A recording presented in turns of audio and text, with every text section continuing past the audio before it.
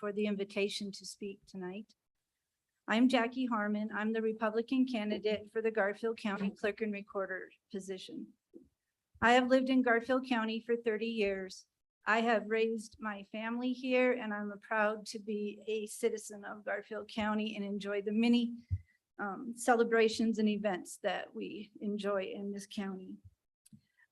In January, the current clerk and recorder, Jean Alberico, announced her retirement. And while I'm excited and happy for her and her family, that opened an opportunity for me in my career in the office. I have worked for Garfield County for 21 years. I've been committed and dedicated to the office. I have been in leadership position for 11 years, and I have extensive experience and office knowledge in the clerk and recorder's office. I'm ready to lead and prepare to lead the office in 2023. I'm proud of the clerk and recorder's office. We provide many services to you, the citizens of Garfield County. We provide great customer service. We're a great team at this time, fully staffed, providing all the needs that are required of our office. We run great, safe elections. As the county clerk and recorder, I will ensure all these departments continue to operate with the highest customer service and integrity, with the confident and trained staff, with strong leadership and advanced technology for the team and for the citizens and their needs. Thank you. Becky, 2 minutes. All right, thank you. I'll echo Jackie's thanks for everybody for putting this together, KMTS, Post Independent, to Glenwood Chamber. I am Becky Moeller. I have been in Garfield County since 2001, so 22 years. I first moved to Carbondale and then kind of moved around Up Valley a little bit and then bought my house in Carbondale in 2007. I am currently a contract paralegal. So I opened my own business 7 years ago and have been providing contract paralegal work to attorneys throughout the valley since 2015. Prior to that, I was a water law paralegal for 10 years at a water law firm. I have been involved in community volunteer services throughout my time in Carbondale and Colorado. I have been on the Carbondale Parks and Rec Commission for 13 years. I was its chair for 6 or 7. I am a volunteer for 5 Point. I have been a volunteer for 5 Point almost since its inception. I am always the person in any office or any situation I go into that is always looking for how we improve things. I want to make sure that everything is running well, everything is moving forward, and that we're always improving. Throughout my career as a contract paralegal, that's what I do when I go to an attorney's office. I look at their policies, their procedures, and I figure out how can I do this better, because every single day I have to prove my worth to them or else they won't continue my service. I think that's it. Thank you. All right, first question for Becky. Why are you running for county clerk and what are your qualifications? You can go into more detail. I am running for county clerk, honestly, because in February, I saw that nobody was running. And I figured with my legal experience, my experience as the Carbondale Parks and Rec Commission and as the chair for as many years as I was the chair. Also, I got my mediation certificate in 2019. So I have been the volunteer mediator for Garfield and Eagle County small claims and county courts since that time. I retained my MBA last year.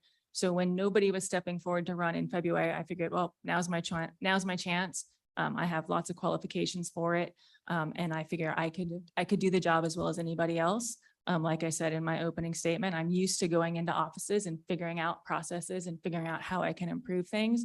So I just figured my experience would work well in this position. I have also applied to be the elections manager at Pickens County, although I lost out to an actual attorney. And that was one of the reasons that led me to get my MBA, because I was like, I don't want to be an attorney, but I wanted to further my education. So I went and got my MBA last year. And then also I have been a municipal election judge for Carbondale for 2 election cycles. So I'm familiar with the elections process. And I've also, as a contract paralegal, dealt with special district elections. So throughout, as a paralegal, I've done water rights and title researches, and I've also dealt with the elections department. And obviously, you know, whenever I go in and register my motor vehicle, I deal with the motor vehicle department. Jackie, same question, 90 seconds. Okay, why am I running and what are my qualifications? Well, I'm running for Garfield County Clerk and Recorder's Office because I've been there 21 years. I've been mainly stationed in the rifle branch. I've been the branch manager, office manager. I have a lot of experience in the office in each department. I have strong customer service skills. I work hard for the Garfield County citizens. I work hard to help them get the tasks done in our office. I'm proud of the Clerk and Recorder's Office. I'm proud of the services we provide. I look forward to being a stronger representation in the Glenwood office. I've been in Glenwood the past 6 months working as a motor vehicle manager, bridging my two offices, Rifle and Glenwood, to provide stronger customer service, more comparable motor vehicle transactions. And it's an exciting time as we prepare for a change in our office. A new clerk is coming. That's exciting for everyone and what that looks like. And so I hope that with my experience and my customer service and my office knowledge, that I will be the next county clerk and will go forward in 2023. Becky, you have 30 seconds to respond or a rebuttal. Yeah, I mean, I don't know that I really have anything else to say other than, you know, I have customer service skills too. Obviously, I prove it every single time in my business. I am an entrepreneur. I am an innovator. You know, when I couldn't get it, you know, when I couldn't find something I wanted to do, I decided I was going to step out and do my own thing. And I will bring that to the office. I will bring out kind of innovation, entrepreneurship. How can we have our staff have a problem solving and innovative idea? I want to make sure that we have people in the office that want to help people. Jackie, how would you seek to make the office run more efficiently and improve customer service? That's a pretty exciting, improving customer service. First of all, improving customer service is empowering the team and giving them the tools they need to do the tasks, like improving customer service. Do we need to get motor vehicle kiosks throughout the county so people don't have to come into the office? So that saves time for the citizen. Do we need more space available? Are we in the best space for motor vehicle for people to come in? Is the courthouse the best place? There's a lot to look at. How do I improve on customer service, team building, educating the team, making sure that we are well staffed so they're not stressed out or under the demands of day to day, which we currently are well staffed. We are pretty excited. We have a strong team at this time.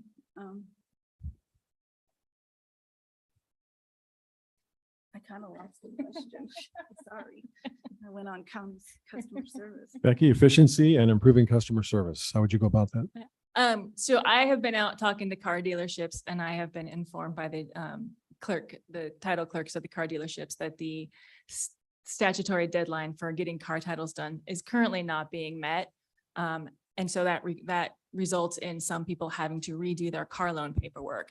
That would be one thing I would look into fixing, right away is how can we fix that? How can we get caught up on that?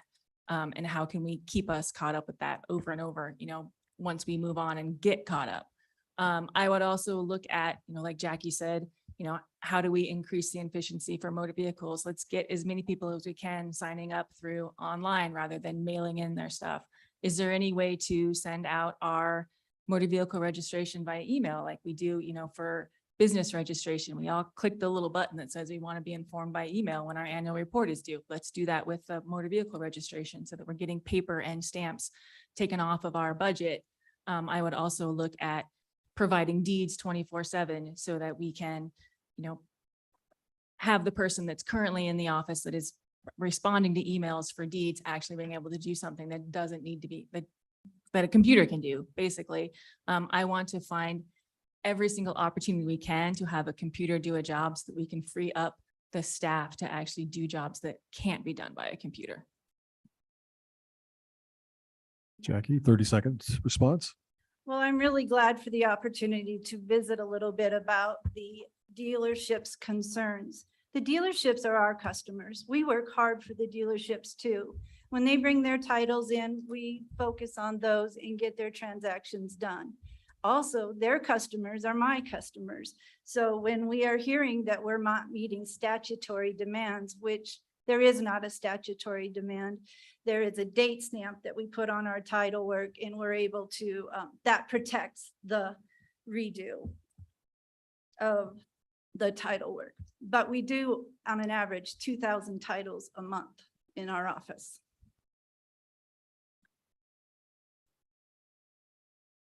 Last question. Becky, how will you ensure a secure election process and avoid partisan influences? Well, like I said, I was an election judge for the municipal ones. I know what the processes are for that.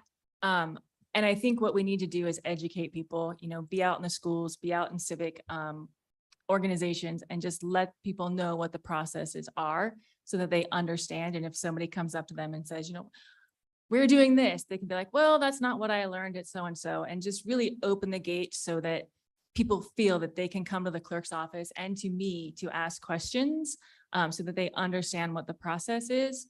Also, we're doing a great job right now with the elections. We're the gold standard for how we handle things. We have the paper ballots, we have then the voting machines, which are never hooked up to the internet. And we just need to continue that. And we need to ensure that we're always aware of any threats to the elections, and that we're always out talking to people, and that we're always open and transparent with anything that is happening in the office as far as election goes. We do have, video monitoring of any election process that will obviously continue. That's a requirement. And really just kind of, I would just say education, education, education, so that everybody understands what the process is, and just get out there and let y'all know that if you have issues, please come to me if I am elected the county clerk, because I am definitely somebody that will, look into things and figure out what's going on and let you know and let everybody know, because I do believe in openness and transparency in the government. I think it's imperative if we're going to have trust to have that. Just in time. Jackie, 90 seconds. Well, we will agree on a lot. Elections are secure. Our office runs a fine election. I'm proud of that too. Again, I will agree with Becky. Education and communication. Talk to our citizens. I've been to many trainings on the elections, and it's not a lot of reinventing the wheels with all this communication of unsecure elections in Colorado. We lead by fine example in the whole United States. Colorado elections are secure. They're bipartisan. It takes both neighbors to come in and run our elections. It takes two people from both parties to come together to grab the ballots, open the ballots. And it takes neighbors. And I've been proud to see that year after year in the 21 years. And that has not changed, even with the bad publicity or the comments that we're getting. We're neighbors. We run our elections together, and we run secure elections. Coming up in 2024, we're going to face a lot more challenges and a lot more ideas that we'll have to implement and take a look at. And I look forward to that as the county clerk, because I want you to be confident in your elections. I want you as the citizens of Garfield County to be confident and be educated on what we're doing in the clerk and recorder's office. Becky, 30 seconds. All right. I obviously echoing what Jackie says, just make sure that we have education out there. I had a thought and it obviously just went away. So, I think that's good. I think we hit the nail on the head. Elections are secure. We need to keep it that way. And we need to make sure that we are on guard so that we are always having secure elections and always talking with people. And my thought was the election judge. Yes, our election judges are incredible. A lot of them have been there for a long time. I'll let you take a drink. What's that? I'll let you take- Now is it? Okay. Well, I don't really need it, I guess. All right, 2-minute closing statement. All right, well, it doesn't appear that there's a lot of difference between Jackie and I. I would say maybe the main difference is the fact that, I've gotten my MBA, I've run my own business. I take control and I take charge and I like to go out and figure things out. I feel that, there has been somebody coming up from the office since 1978. It might be some time to get some new eyes in the office to see, how can we do this? Somebody from outside the office to say, what exactly are we doing? Does this make sense? To listen to the people that are in there that really have the experience and can come to me and say, hey, maybe we should be doing it this way. Maybe we should be doing it that way. I got my MBA in entrepreneurship and innovation, and that's what I want to bring here. I want to make sure we can find out how can we make our office more efficient, more innovative, so that we are meeting the needs of our constituents, and so that we are, doing everything we can to serve you, because that's really what this office is for. How much time do I have left? 1 minute. Oh, really? Wow. Okay. What? I felt like I was going on forever there. Just really, I think the main difference between us is I haven't been in the office, and it's really up to you. Do you want some new eyes in there? Do you want kind of somebody coming up through the office? I've always kind of thought that it should be somebody in the office, but now I'm like, well, maybe we do need. I didn't realize that it was Mildred and then Jean. And now if Jackie comes in, she'll have 20 years. So maybe it is time for some new eyes in there. And I really do look forward to being your clerk and recorder coming up in 2023. I hope I can count on your vote in November. Jackie, 2 minutes. Okay. Well, first of all, Becky has challenged me. She has made me rise to the occasion to running for county clerk. I have extensive experience and office knowledge for 21 years. I am proud of that. I've been committed to the clerk and recorder's office. It is a fun office. It's the office you come in to get your vital records, the birth certificate, the first time you register your car. It's the first time registering to vote. I've been a part of a lot of the citizens' lives in Garfield County, and I've built confidence and trust from a lot of the citizens of Garfield County. In my time at the office, I've built relationships with counties abroad. I've built relationships with the state of Colorado, and I've built relationships within the county. So this prepares me to step into the office and get things started. I'm not Jean. I am proud of Jean, and I am going to be Jackie Harmon, the Garfield County Clerk and Recorder. I bring ideas. I bring some ideas to remodel. I bring some ideas to brighten the Glenwood office. We have a great team. I want to build on that. I want to empower them. We have a strong elections team. I'm really excited to work alongside them. And we have a lot to prepare, in my opinion, for the 2024 election. And I'm ready for that. I'm ready to come alongside and do that. I will lead the office with the highest level of customer service and integrity, above and beyond, as a public servant to you. My relationships with the community can speak of the person I am and who I represent. Garfield County citizens should vote for me with confidence. I would be honored to have your vote November 8th, and your support has been so great every day. Thank you.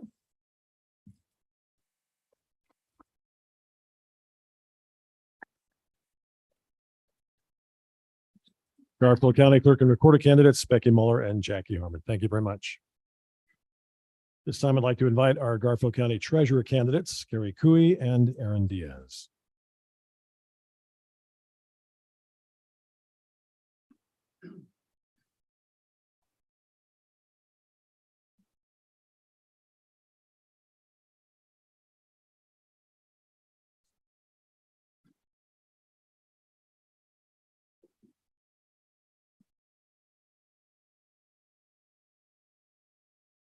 All right, so we'll begin with Carrie, 2-minute opening statement. Yes, hello. I'd like to first of all say thank you to the Glenwood Chamber, the Glenwood Post Independent, and KMTS for putting this together.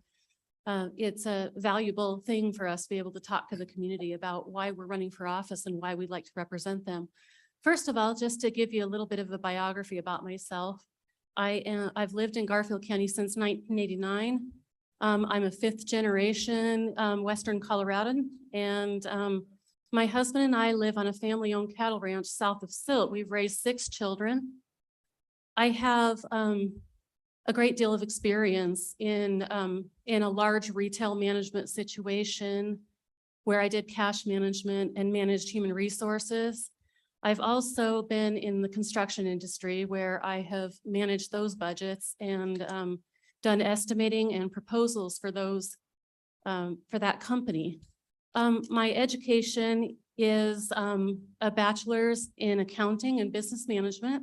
I also have a bachelor's in organizational leadership and a master's in organizational leadership with a specialization in public and nonprofit management. My husband and I run a nonprofit for veterans where we provide services to those with PTSD and other issues there.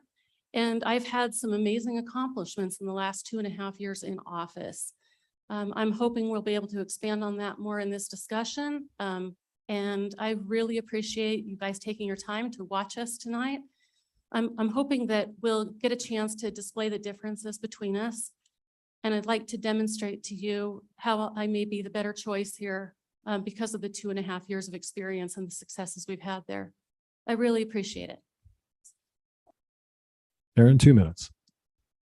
Thanks, Ron. Thank you to the Glenwood Chamber, the Glenwood Post Independent, KMTS Radio.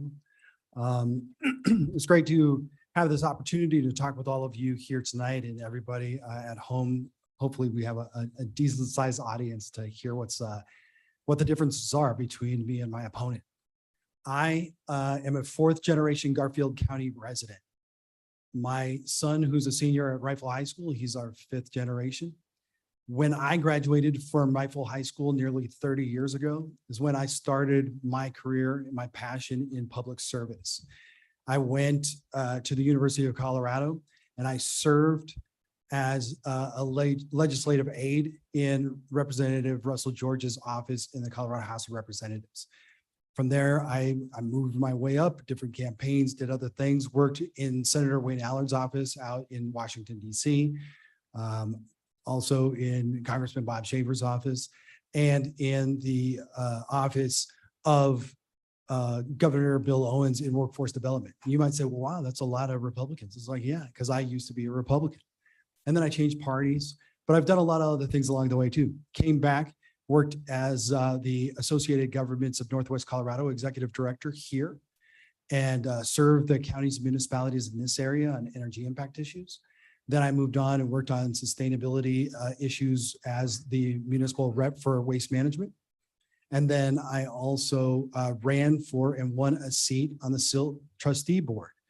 I've been working with the Democratic Party for the last 2 years. And I also went back and got my master's in public administration a couple of years ago too. I'm excited to talk more about my plans for the Treasurer's Office. And thank you all for being here tonight. First question for Aaron. You can go into detail now. Why are you running for county treasurer and what are your specific qualifications for the office? Well, I think through my bio there, I kind of showed you my qualifications. I have nearly 30 years of experience in public policy issues and work in both the public and private sector. I have my master's in public administration. This is an administrative office. I mean, they do hire, accountants. So that's what we have there.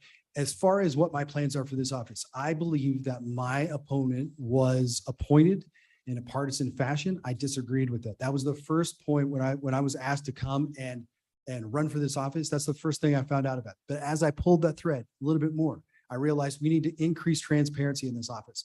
A lot of people don't know what the Treasurer's Office does. We need to make sure that every voter knows exactly what the office does, why it's doing it, in a way that you can digest it and understand. I want to increase the transparency. I want to improve the customer service experience for all residents, and I want to implement best management practices. This is an approach that is not just innovative, I guess, for our times today, but it's an approach that has garnered me the endorsement of the past 2 elected Garfield County treasurers, Democrat Georgia Chamberlain and Republican Carla Bagley. And I'm very proud to have their support in my efforts to seek this office. Gary, 90 seconds. Yes. The reason I am running for election is because the past 2.5 years, we've had a transition and I've learned a new role and it has gone very well. I've had some accomplishments. I've collected $5.8 million in delinquent property taxes, the largest bankruptcy in Garfield County history. I have managed the office during the largest amount of releases of deeds of trust as far back as we can go in history. I've had the 2 highest collection percentage years. And we've managed to do that with excellent customer service in the office. Among challenges, including COVID-19 and the transition from an abruptly leaving previous treasurer, we've managed to bridge those gaps, create a new team, and the teamwork has been very fantastic. We have highly competent people, although they haven't been there very long. And I've helped put that together. Of course, my team gets the credit as well, but I would like to continue more of the same of that and improve upon that so that we can continue to serve the Garfield County constituents without an interruption in service and without the instability that a change will cause. Aaron, 30-second rebuttal. First, I would like to say that the continuity of service thing I think is not even a problem. I have this, like I said before, I have the support of the past 30 years of knowledge in that office. These are women who have run for election and re-election 9 times and been supported by the people of Garfield County. Some of the things that Carrie just mentioned as accomplishments, especially the $5.8 million in tax collections, I think that's more of an occurrence and not an accomplishment. We'll get into that later because I'm going to observe the rules and that's my time. Next question with Carrie. In what ways would you seek to improve the way the office functions and improve customer service? Yeah, we are already working on improving customer service, but that's something we've continued to do the entire time. We had a very lean staff when I started there, and we have added another position to that. Hopefully we'll be able to fill that soon. It's been operating in a very lean manner for a very long time, and it was time to be able to offer something better. We have managed to add some new services. We have moved to online only releases of deeds of trust for qualified holders.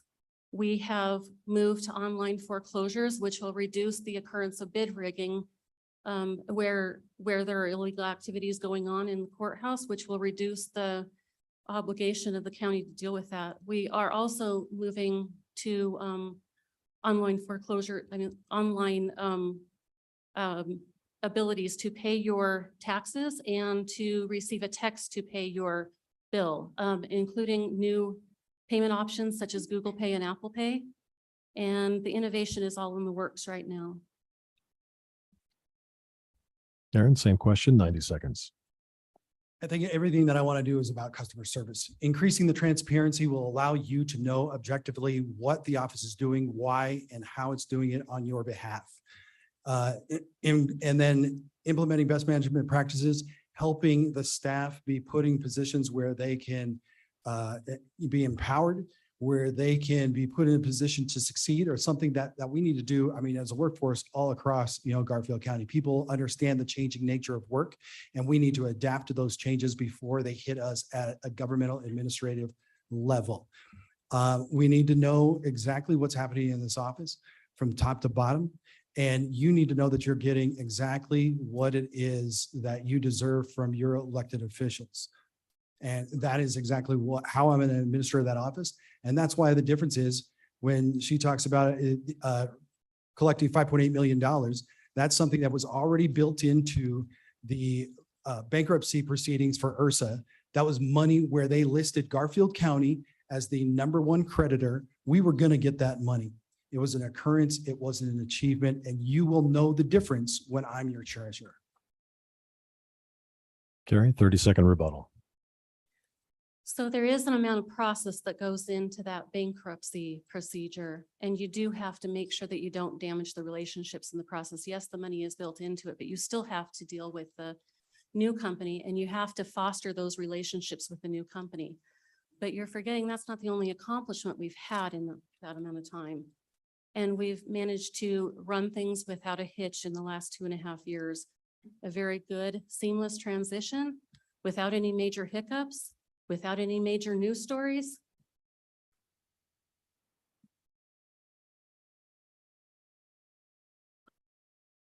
Last question, Aaron. Should the treasurer's office be a partisan one? Why or why not? Absolutely not. I think that there are certain offices in all of my years of public policy work in various offices. There are policies that you are driving from a partisan point of view. And there are certain offices administratively, especially in this county, clerk and recorder, treasurer, assessor, sheriff. These are things that should not be partisan. They happen to be under our current structure, but I have worked with both sides. I like to, paraphrase Jimmy Buffett about, I've read dozens of books about heroes and crooks, but I've worked with both sides, right? Learned much from both of their styles, both Democrats and Republicans, and I can work with both. And we are going to have an office that serves you fully when I'm treasurer. Gary, 90 seconds. When I come into the office during the day, I don't think about the taxpayers and our customers as if they're a Republican or a Democrat or an unaffiliated person. I look at them like they're part of the community and that there's a service that I need to provide to them, and I need to provide to them the very best service I can. I treat them as individuals and as members of our community that deserve respect, that deserve every bit of good service, that deserve the top level there. And I treat everyone the same. Yes, I am a Republican. I've never treated my office as a partisan, in a partisan way at all. I've been very fair, very neutral. And I don't believe that I have ever had any partisan thoughts in the office whatsoever. Aaron, rebuttal, 30 seconds.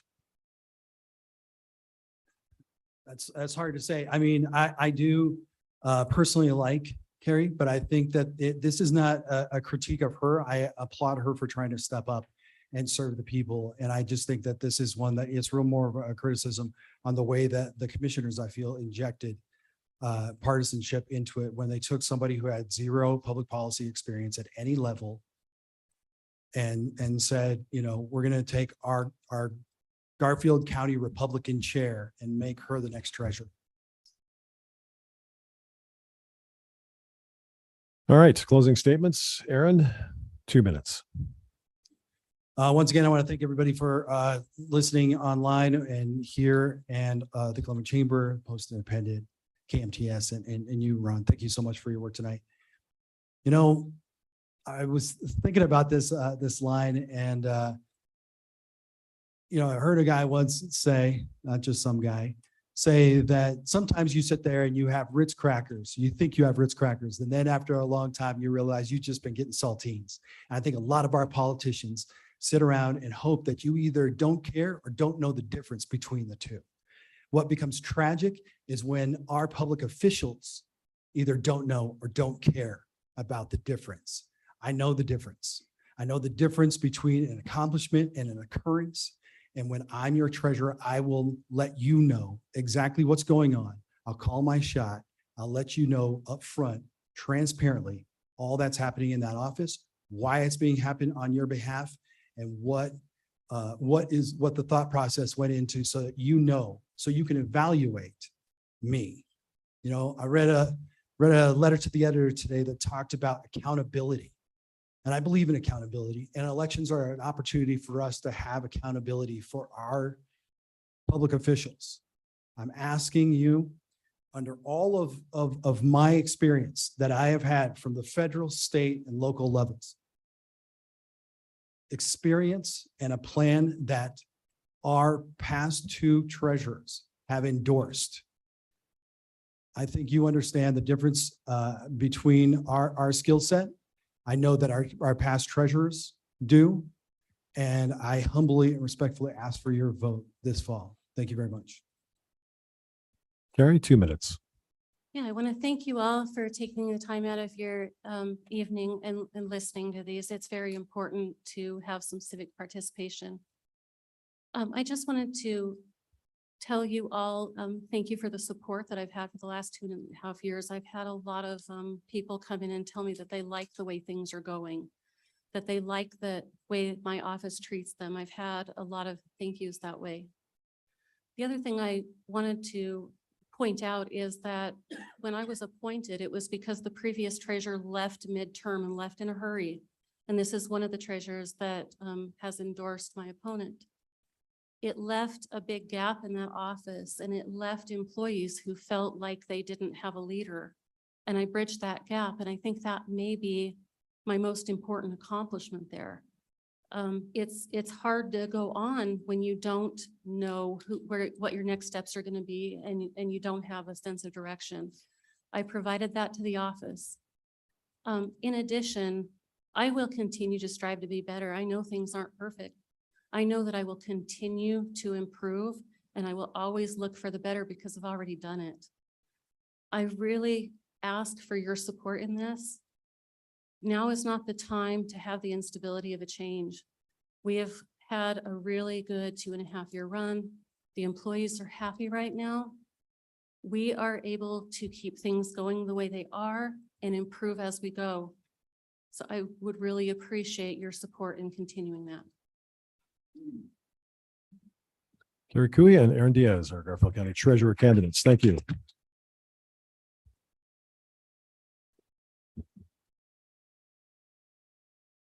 This time, we'd like to invite our candidates for Colorado House District 57, Elizabeth Velasco and Perry Will.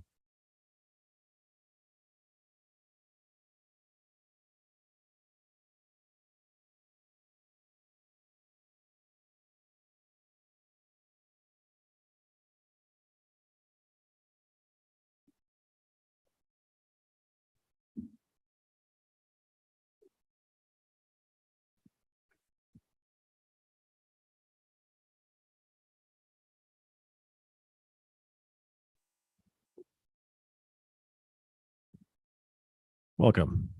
We'll begin with 2-minute opening statements. Elizabeth. Thank you.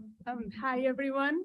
I'm Elizabeth Velasco. I'm running for House District 57 as the Democratic candidate.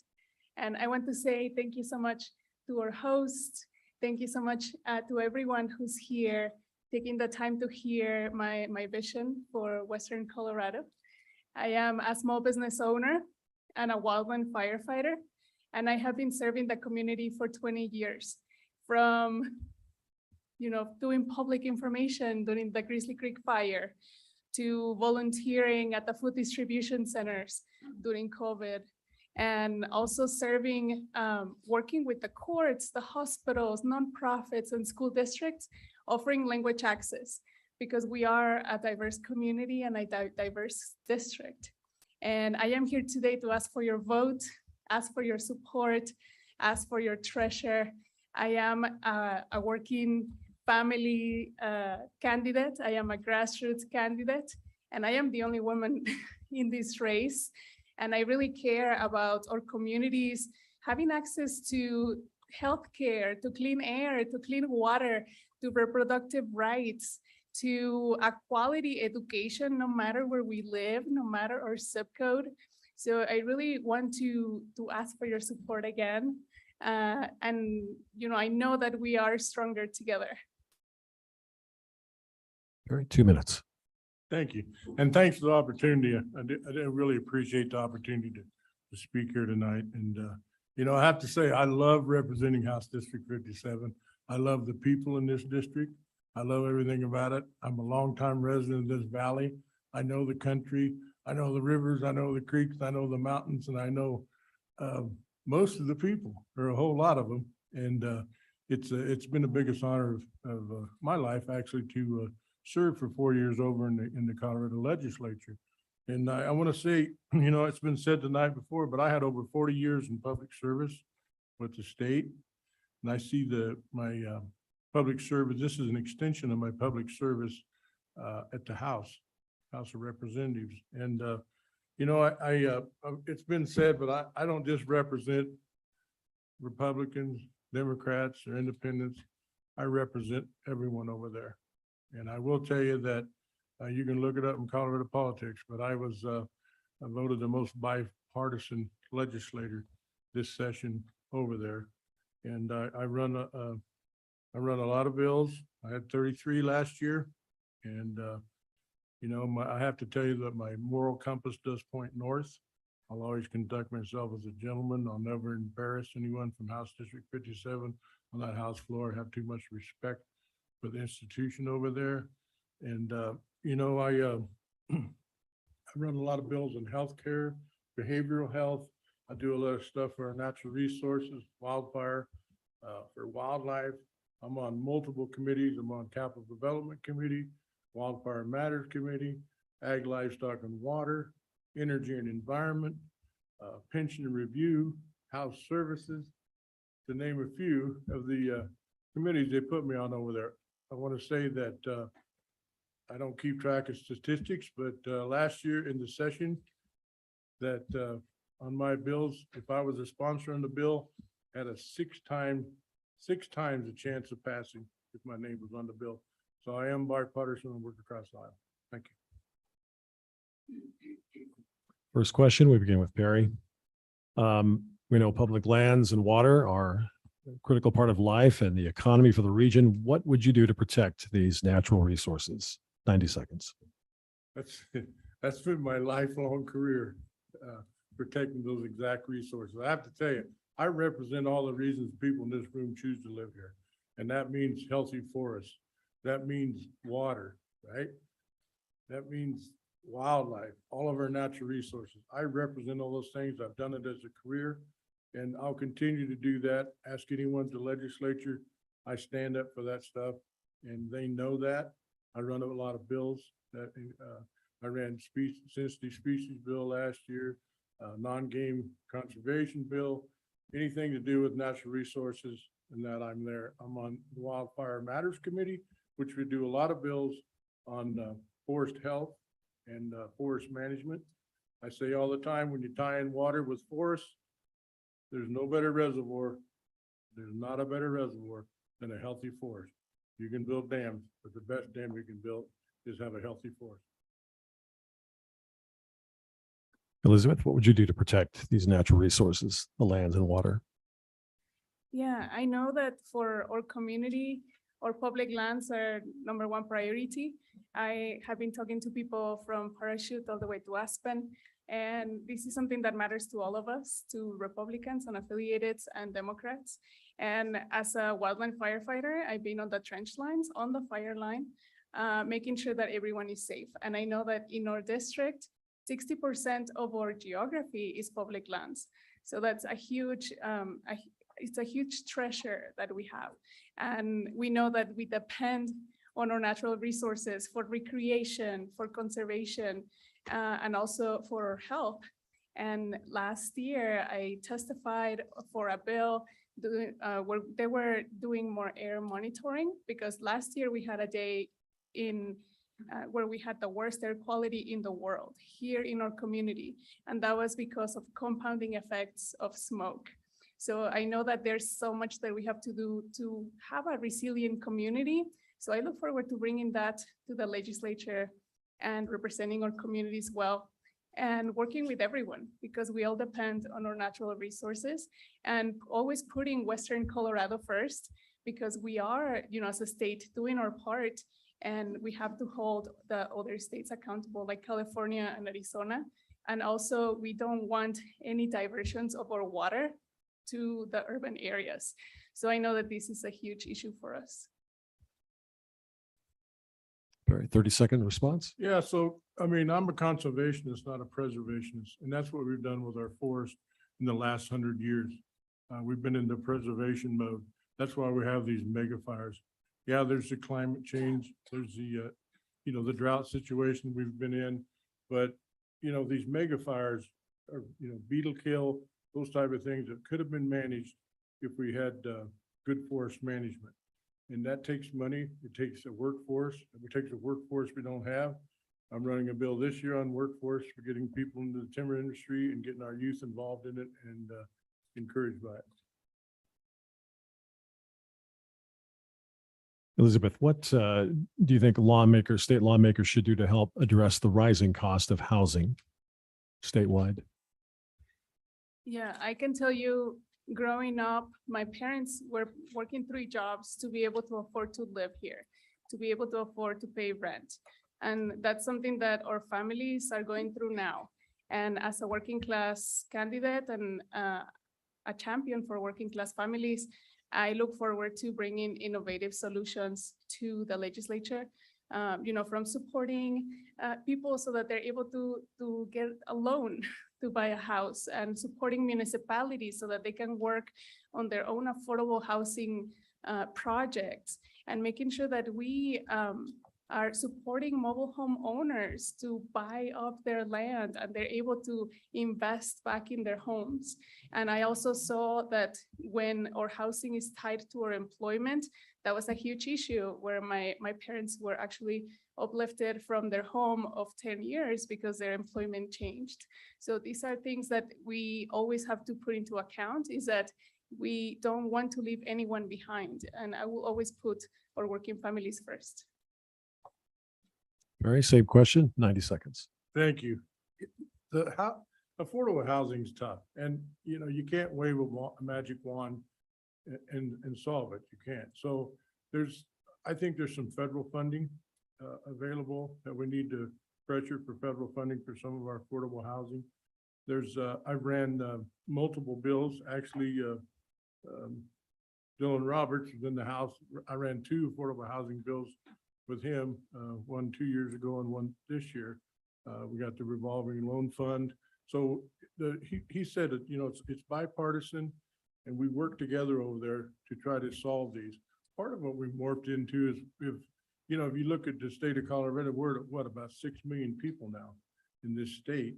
And then you look in the Roaring Fork Valley in this area, our economy's turned into tourism, right? Tourism and recreation away from ag and the natural resources that it used to be several years ago. And so that's also a problem, because that's increased housing costs. As you all know, anyone sitting in this room know what the housing costs have done. But there are some innovative ways we can go about it. There's been stuff talked about even using Tabor funds as some kickstart money. I don't necessarily agree with that. I don't, but there's a lot of different ways we can look at it. We even run a bill 2 years ago where the unclaimed property money could be used to help in affordable housing. So top of mind, and definitely working on it every day over there. Elizabeth, 30-second rebuttal. Yeah, I think that we are ready for new leadership. We are ready for new solutions. This is an opportunity for us to bring in new ideas to the legislature. So I look forward to representing you proudly at the legislature, and I hope to have your vote. Next question, Perry. District 57 is diverse and home to a broad range of political opinions. What would you do? What would you do to best represent all residents of the entire district? Thank you. I'm a good listener. I listen to everyone, and I don't ask you if you're Republican, Democrat, or Independent. I don't care. I want to hear what your issues are, what we can do to solve them. We can run bills. Sometimes it helps. I just run a bill. It doesn't help Democrat or Republican or whatever. I run bills that help the people of the state of Colorado. And you can look at my track record. Those are the kind of bills I've ran. And if it helps Colorado, there was one particular bill this year. I was the only Republican in the House to vote for, but it helped people in House District 57, so I voted for it. So I got broad shoulders. I don't cave to any caucus pressure. Back when I first went over there, I met with the caucus, the minority leader, and I said, I'm going to vote my conscience, my constituents, and maybe the caucus. And that's how I do it. Elizabeth, the How would you represent a broad range of political opinions and perspectives in District 57? Yeah, when I'm deployed out to fire, I don't ask people, are you a Democrat? Are you a Republican? Are you unaffiliated? I make sure that everyone is safe, and I make sure that people have the tools and the information that is timely and that is factual to make sure that they're safe. And that's something that I'm gonna bring with me to the legislature, and I will always put our district first. I will put House District 57 first before anything, before any party lines, before anything, because I know that solutions that work for urban areas don't always work for us. So I look forward to being that strong voice and a strong champion for our working families here in the community. And, I look forward to working together. I've worked with federal agencies, local agencies. I've worked with our sheriff's offices from the 3 counties, from Pitkin, Garfield, and Eagle. And I know that when we work together, we come up with better solutions. So I look forward to having that input from our community. And I am also, going where people are. I am door knocking, I am phone banking, and I am having really good conversations, those one-on-one conversations, so that people know that I'm listening, so people know that they're engaged. And I want to bring those community-led solutions to the Capitol. Perry, 30 seconds. Yeah, so that's easy to say and hard to do sometimes, especially when it comes to the caucus.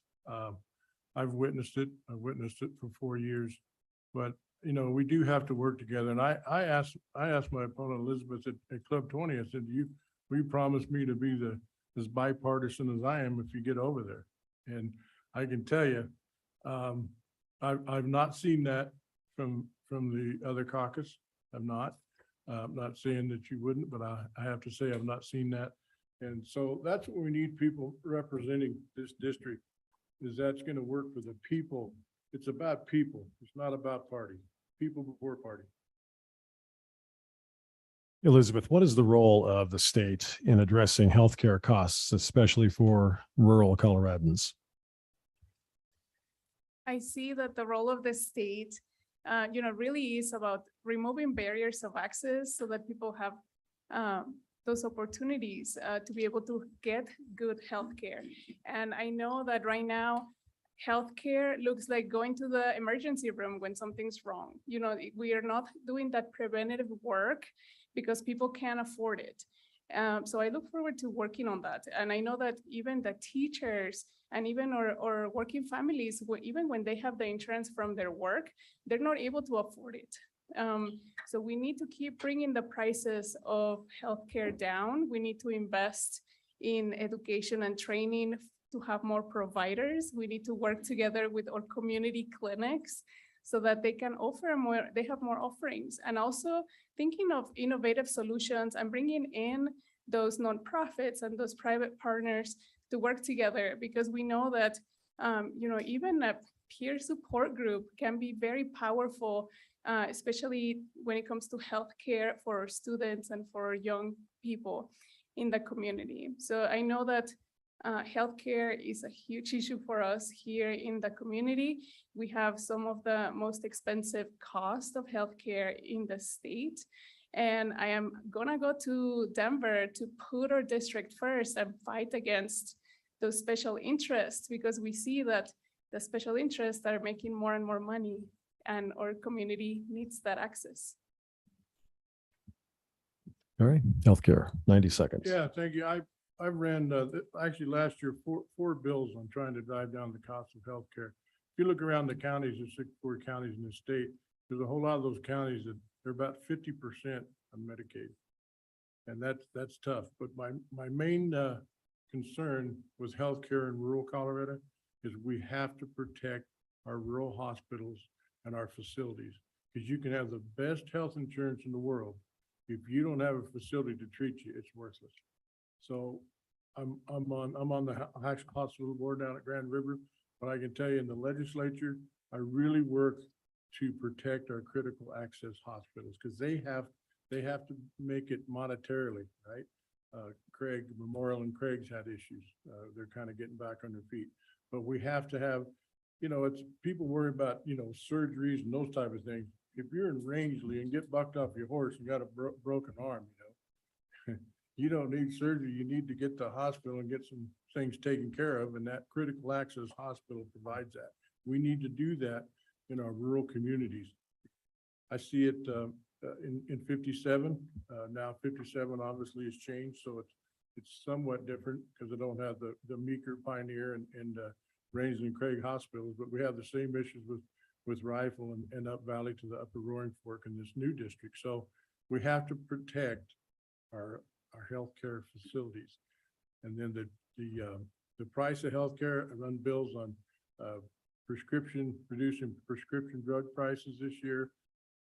We take a little bite of the apple each time, but you just can't make it affordable for everyone. Elizabeth, 30-second rebuttal.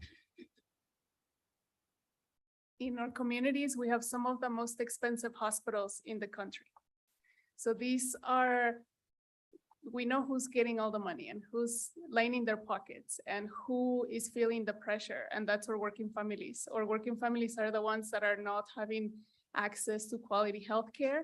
And I look forward to making sure that we stand up against special interests and that we put our community first, and that our working families have access to quality healthcare.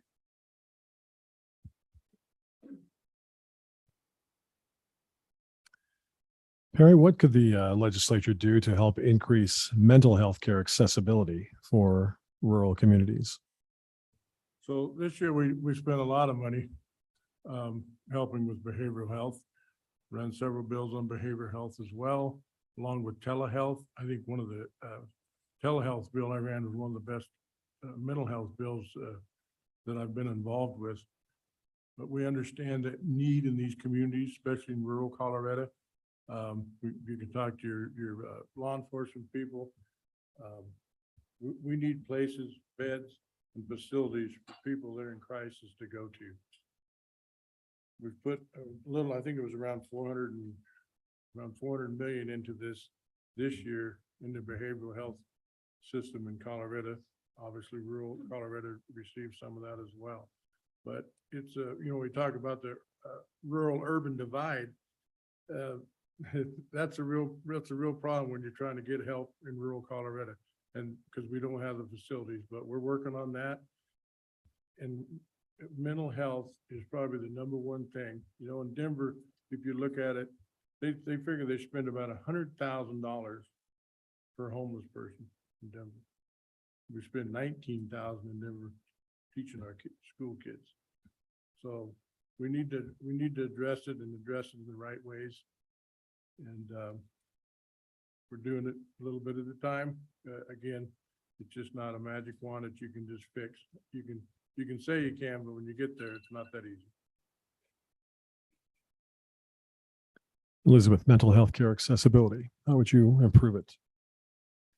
Yeah, you know, I work very closely with the school districts, and I know that access to healthcare has been an issue for our young students, especially when they have one counselor serving 400 students in a school.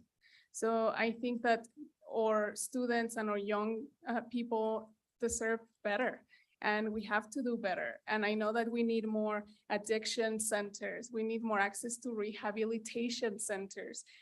We need to make sure that whenever someone's looking for a counselor, that they have access to one. And I've worked with workers' compensation clients for a long time, doing interpreting and translation. And I know that whenever someone has a long case, there's a lot of mental health issues that come with that, with losing your job, with having an injury. And a lot of times people don't have access to mental health care. So I think that we need to work on supporting CMC so that they can train more providers. We need to work with our nonprofits because they are the ones who are offering those youth support groups. And we need to make sure that you know, these resources are available to the youth and to our community so that they know what to do whenever there's an emergency. And I also know that our EMTs and our paramedics also need the support. They need to make a living wage. They need to be able to protect their families. So I look forward to doing that at the Capitol. All right, 30-second response. So I mean, it's a tough one. We ran a bill this year to get counseling for youth and adolescents. Met with two constituents night before last about this very issue. It's about funding. It's trying to find funding to help this situation out. I know, the state budget, since I've been there 4 years, the state budget has went up $13 billion. 13 billion since I've been there. So we need to direct the money in the proper places. And I think behavioral health is a great place to spend it. Final question, Elizabeth, regarding education. How do you think the legislature could work to improve K through 12 and higher education? In our community, the access to higher education has been limited. I had to work 2 jobs to put myself through college, and CMC was a lifeline. CMC was my only choice at that time for a quality education. So I know that our community colleges are doing a great job of growing and offering these really good opportunities for our students. But also I see that there's a lot of inequality when it comes to education in the district. We see that the 2 districts in RE2 and RE16 are sharing staff. They're sharing bus drivers and other staff, and only having 4-day school weeks. And then we have or other school districts who have access to more resources. So we need to make sure that everyone, no matter where they live, that all our students have access to a quality education. And that comes with making sure that we are working on our formula for education and that we are working together. I also see that our local businesses have supported CMC apprenticeships, and I also know that the trades are a great path. My husband is a car mechanic, and he's done he's had a great career with that. And I know that we need electricians, that we need plumbers, that we need firefighters. So I look forward to supporting our community college. Perry, K through 12 and higher ed. Yeah, well, I'll start off by agreeing that, we need skilled trades, and we need, not every kid needs to go to college, and we need to start pointing them in that direction to do other things instead of a 4-year college degree. But our rural education dollars, I fight for that every day over there to try to get the money for rural Colorado and the rural schools. And it's costly, and a lot of the busing and the different things that we deal with in rural Colorado, it costs a lot of money. The teacher pay, I think, is utmost, especially for retention of teachers, because if you retain good teachers, also you have good students, you have good student outcomes. And so we need to retain our good teachers, and that's one of the ways to do it. Fighting for funding, the BS factor was talked about before. We paid that down probably as low. Well, I know it's as low as it's been since I've been at the legislature, but we need to pay that down more and more funding into our rural schools and more money for our teachers so that they can afford to live here in these communities. We're not unique. You look at these communities across, especially Western Colorado, we're not unique. Affordability is tough, especially if it's any resort area.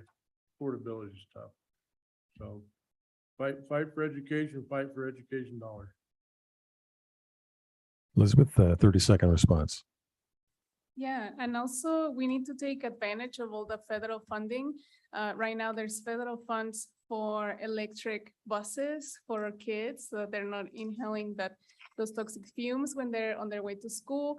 We also have a ballot initiative for healthy foods for all students in school from K to 12. And I think that's a great initiative to make sure that our kids are not hungry and they're able to learn and they're able to focus and have access to healthy foods at school. All right, closing statements. We'll start with Perry, 2 minutes. Thank you. I'm gonna spend a little bit of the time on the electric school buses, but there's hundreds of millions of dollars being spent on that. And so that's also a part, I understand moving green and going that direction, but we also need to educate our kids. And, they're not reading at grade level. They're not doing math at grade level. So we need to really focus there. But so I'm a West Slope legislator serving in a very urban dominated legislature over there. In the House, it's 41-24. I can tell you I'm representing 3 counties, right? There's lots of legislators over there that their district is a mile wide and 4 miles long. And they don't understand. So 75% of the population of Colorado lives within 25 miles of I-25. And that's what we're up against as a rural legislator over there. So you need a strong voice, someone that understands Western Colorado, understands the issues we have over here, understands the water, understands transportation, understands jobs, understand the issues we've had with bills and poor policy that's come out from under that gold dome that's killed some of our rural communities and killed the jobs. So yes, we all have to work together, but we have to blend it. And I've been a strong voice over there, and I want to continue to be, and I really would be honored by your vote in November 8th, because I feel that I can stand up for Western Colorado. I can stand up for rural Colorado. And I'll pat myself on the back. I'm well thought of over there. Ask any legislator over there if I'm easy to get along with, if I run good bills, and I represent my district and my people. And I challenge any of you, ask any legislator over there, call them and ask them. They'll tell you. And I want to continue to do that. I would be honored by your vote. Thank you. Elizabeth, 2 minutes. Thank you so much. And I am asking for your support, for your vote. The ballots come out in 2 weeks, and then election day on November 8th. And, the stakes of this election could not be higher. We have an opportunity to flip this seat, to have new ideas, to have a fresh perspective, to have a strong voice. And I know the issues in our community because I've lived them. And I will always stand up for Western Colorado. I know that we have to work together, and that includes our ranchers or small businesses or community colleges, and really always putting our rural community first, because I know that we are not Denver, that we are rural Colorado, we are the Western Slope, and I will make sure that I am always doing what's right for us and what's right for our community, and that I am the one leading when it comes to water, when it comes to fire mitigation, when it comes to protecting our watersheds, when it comes to making sure our kids have access to opportunities and resources. And I will make sure that my door is always open, that I have those really good communication streams so that I'm able to hear from everyone. And I will come to you and come and meet you where you are. No matter if you live in Silt in the Hills, or if you live in Aspen, or especially Garfield County. I live here in Glenwood Springs. This has been my home. So I look forward to representing you proudly at the Capitol. As a wildland firefighter, I have fought to protect our communities. As a small business owner, I've been working on creating really good paying jobs and supporting our economy. So I look forward to representing you, and I hope to have your vote because I know that we are stronger together. Our House District 57 candidates, Perry Will and Elizabeth Velasco. Thank you very much.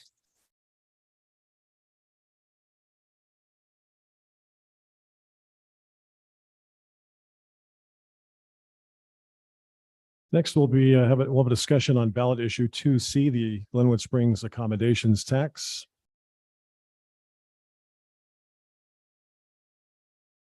Clark Anderson, yes for workforce housing. Zach Parsons, citizens concerned about city council.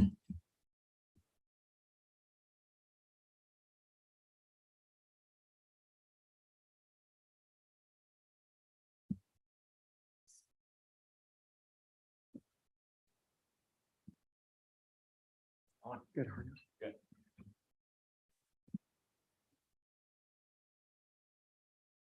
All right, Clark, we'll begin with you. Yes, for workforce housing, 2-minute opening statement. Well, thank you very much. You know, we've got a problem in this community and we're all aware of it. We all see it every day. Too many of the people who work in this community, who are part of our businesses and part of our neighborhoods and part of our schools, they can't actually afford to live here. And we all know that it's hurting our economy. We know it's a struggle for businesses. And we know that ultimately it's hurting the fabric of our community. 2C provides us as a community of Glenwood Springs with an opportunity to create much needed resources to really begin tackling this issue. 2C provides us with a practical and proven solution. It's been used in other communities and can be used effectively here to invest in sensible strategies like motel conversions or incentives for accessory dwelling units or gap financing for workforce housing projects or down payment assistance. Those are the types of locally tailored solutions that 2C is all about.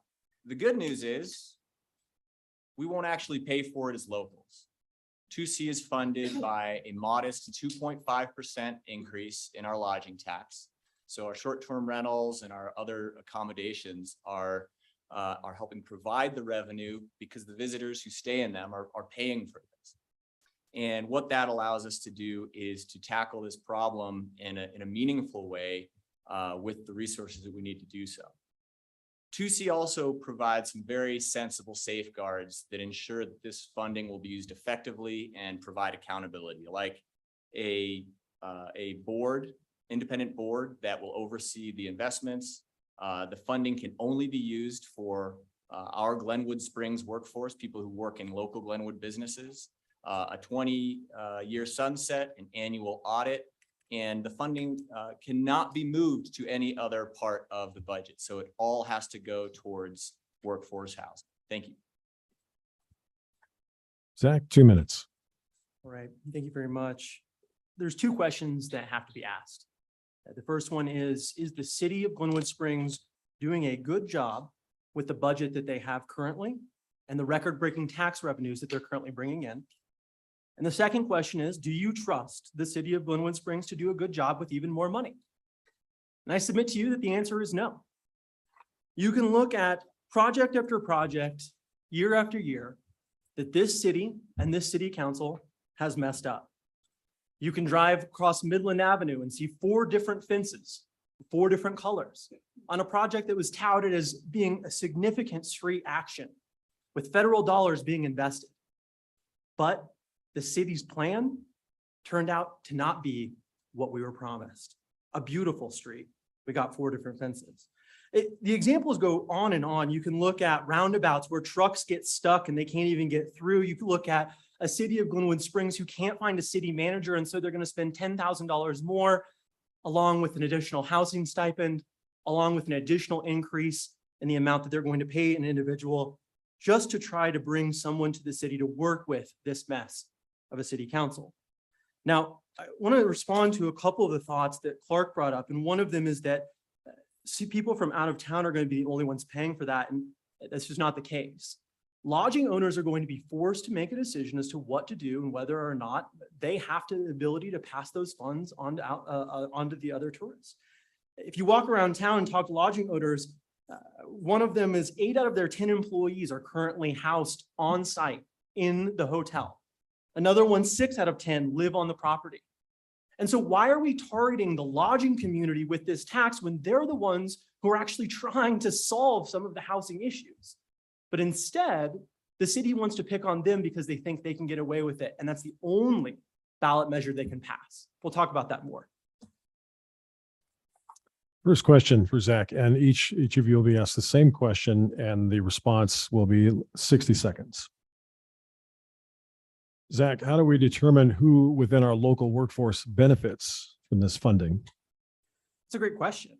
One of the conversations I tried to have with members of city council was, what about the people who live in these hotels and motels during the off season? They're using that for short-term housing in order to get by, but now we're going to tax them in addition just to pay for their own housing. I propose maybe we could do a tax holiday During the winter months, when properties weren't making as much money, we could look at the opportunities to provide some sort of a relief. City council wasn't interested in that. We could look at opportunities to try to make sure that we have limits on who in the city limits and what residents can actually have access to it. But the city wasn't interested in that either. You see, it's not limited just to people working in the city of Glenwood Springs, because the language says anyone who is a resident of Glenwood Springs. Legalistic, I know we're getting into the legalese, but ultimately it's splitting hairs, but the city council has to basically go along with that. You have to trust them to do that. And frankly, we don't.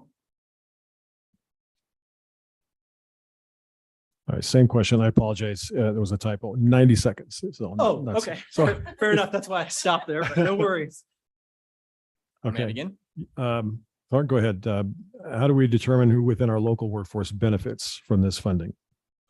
Well, who benefits is determined by a system that we have in place now. And that system is designed to ensure that our workforce housing solutions that we currently have today, there are actually programs that exist in our community that are targeting support for or housing for our existing workforce. And we can build on those. And that system is one that provides a system of looking at who lives within the city of Glenwood Springs proper, and then it steps out from that to the 81601 area code to ensure that these are folks who, and to be eligible, you need to work for a business that's located in those areas. So that is an eligibility requirement that was part of the recommendation. It's part of the implementing ordinance, and that is that eligibility requirement is part of this proposal. And so these funds will support our local workforce, and they're designed only to do that. These won't be funds that can be used in any other form. The other people that I think it's really important we look to in terms of who's benefiting is the businesses. We spent significant amount of time talking to the businesses in Glenwood Springs, understanding their needs, understanding their challenges, and it is very clear that this is needed. They need this support. Their workers need this support. It is making it harder and harder to operate a business in Glenwood Springs because people are spending more and more time in their car. It's harder and harder to hire and retain staff, and that is hurting our business community. We're already losing businesses because of this. So that's who else benefits. Zach, 30-second rebuttal. Sure. One thing that stood out there is 81601. That's not the city limits of Glenwood Springs. And so you as taxpayers in the city of Glenwood Springs are asking to basically fund workforce housing that go outside of the city limits. Another thing that stood out from what was just said is the local businesses are going to be the ones who benefit, not the ones being taxed. The other businesses who are trying to put off that tax onto the lodging community are going to benefit. And I asked you how that's fair.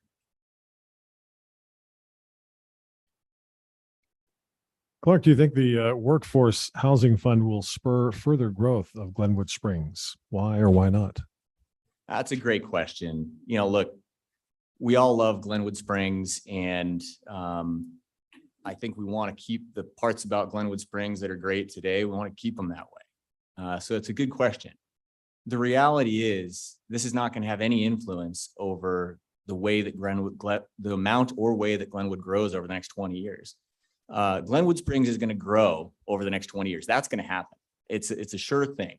And if you think that not voting for this is going to slow growth in Glenwood Springs, you're going to be really disappointed, because that's not what's going to happen. What this will do is give our community more control over the growth that's going to happen, so that when future development comes, we are better able and better prepared to influence how that development occurs and to ensure that more of it is actually affordable to the people who work in our community. And that's the idea. So if you would like to ensure that we have more control over growth, that we are better able to manage growth, then voting for 2C is a good idea. To think that we are going to be able to, that $1.5 million a year is going to suddenly spur an amazing amount of growth in Glenwood Springs is silly. And anybody that thinks that that's the case, it's simply not going to happen. Glenwood Springs has had a fairly consistent growth trajectory with some periods of high growth and then leveling off, and periods of high growth again for decades now. And this isn't going to change that. All this is going to do is make it easier for us to shape the growth and development that we want, so that it's a more livable and sustainable future. Zach, same question, 90 seconds. So I sat in this same room when the mayor was debating this issue. And the mayor decided to say that he wanted to seek as many funding sources to build as much workforce housing as possible. So if you think this is just the beginning, you're not even taking the mayor at his own words. Ultimately, everything that Clark just described, if we were talking about empowering the committee of community stakeholders to make these decisions, it'd be a much harder decision, I think. I'd have a much harder time going across Glenwood Springs talking to people about the concerns that they have because these people are trusted. City council is not. City council is the one who's going to have to make these decisions that Clark was just talking about. City council is the one who's going to have to make decisions about how growth is allocated.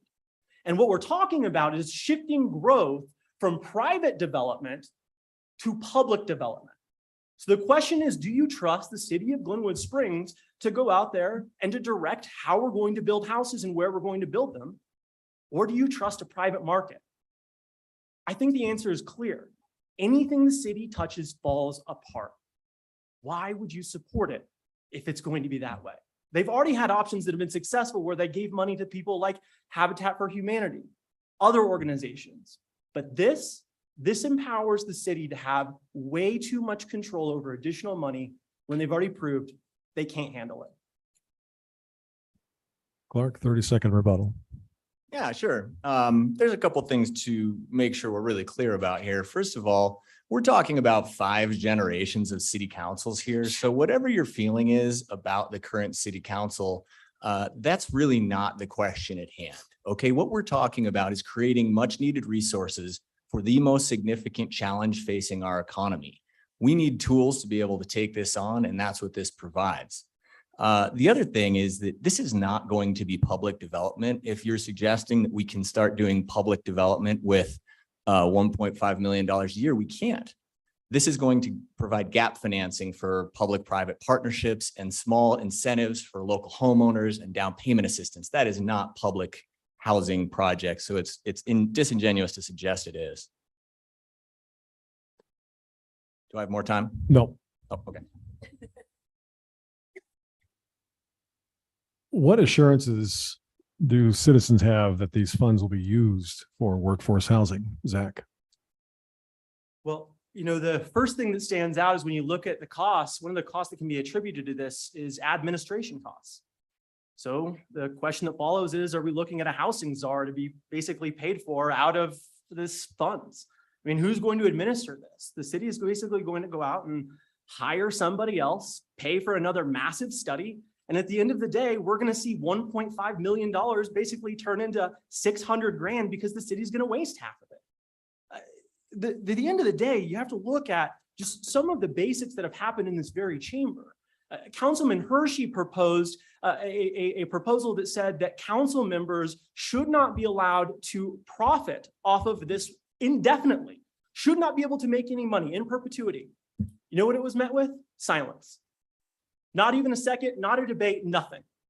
I sat in a courtroom when a former council person was sentenced and prevented from ever holding public office ever again. We have to make sure as a town that we are holding our elected officials accountable, and in particular, our members of the city council accountable.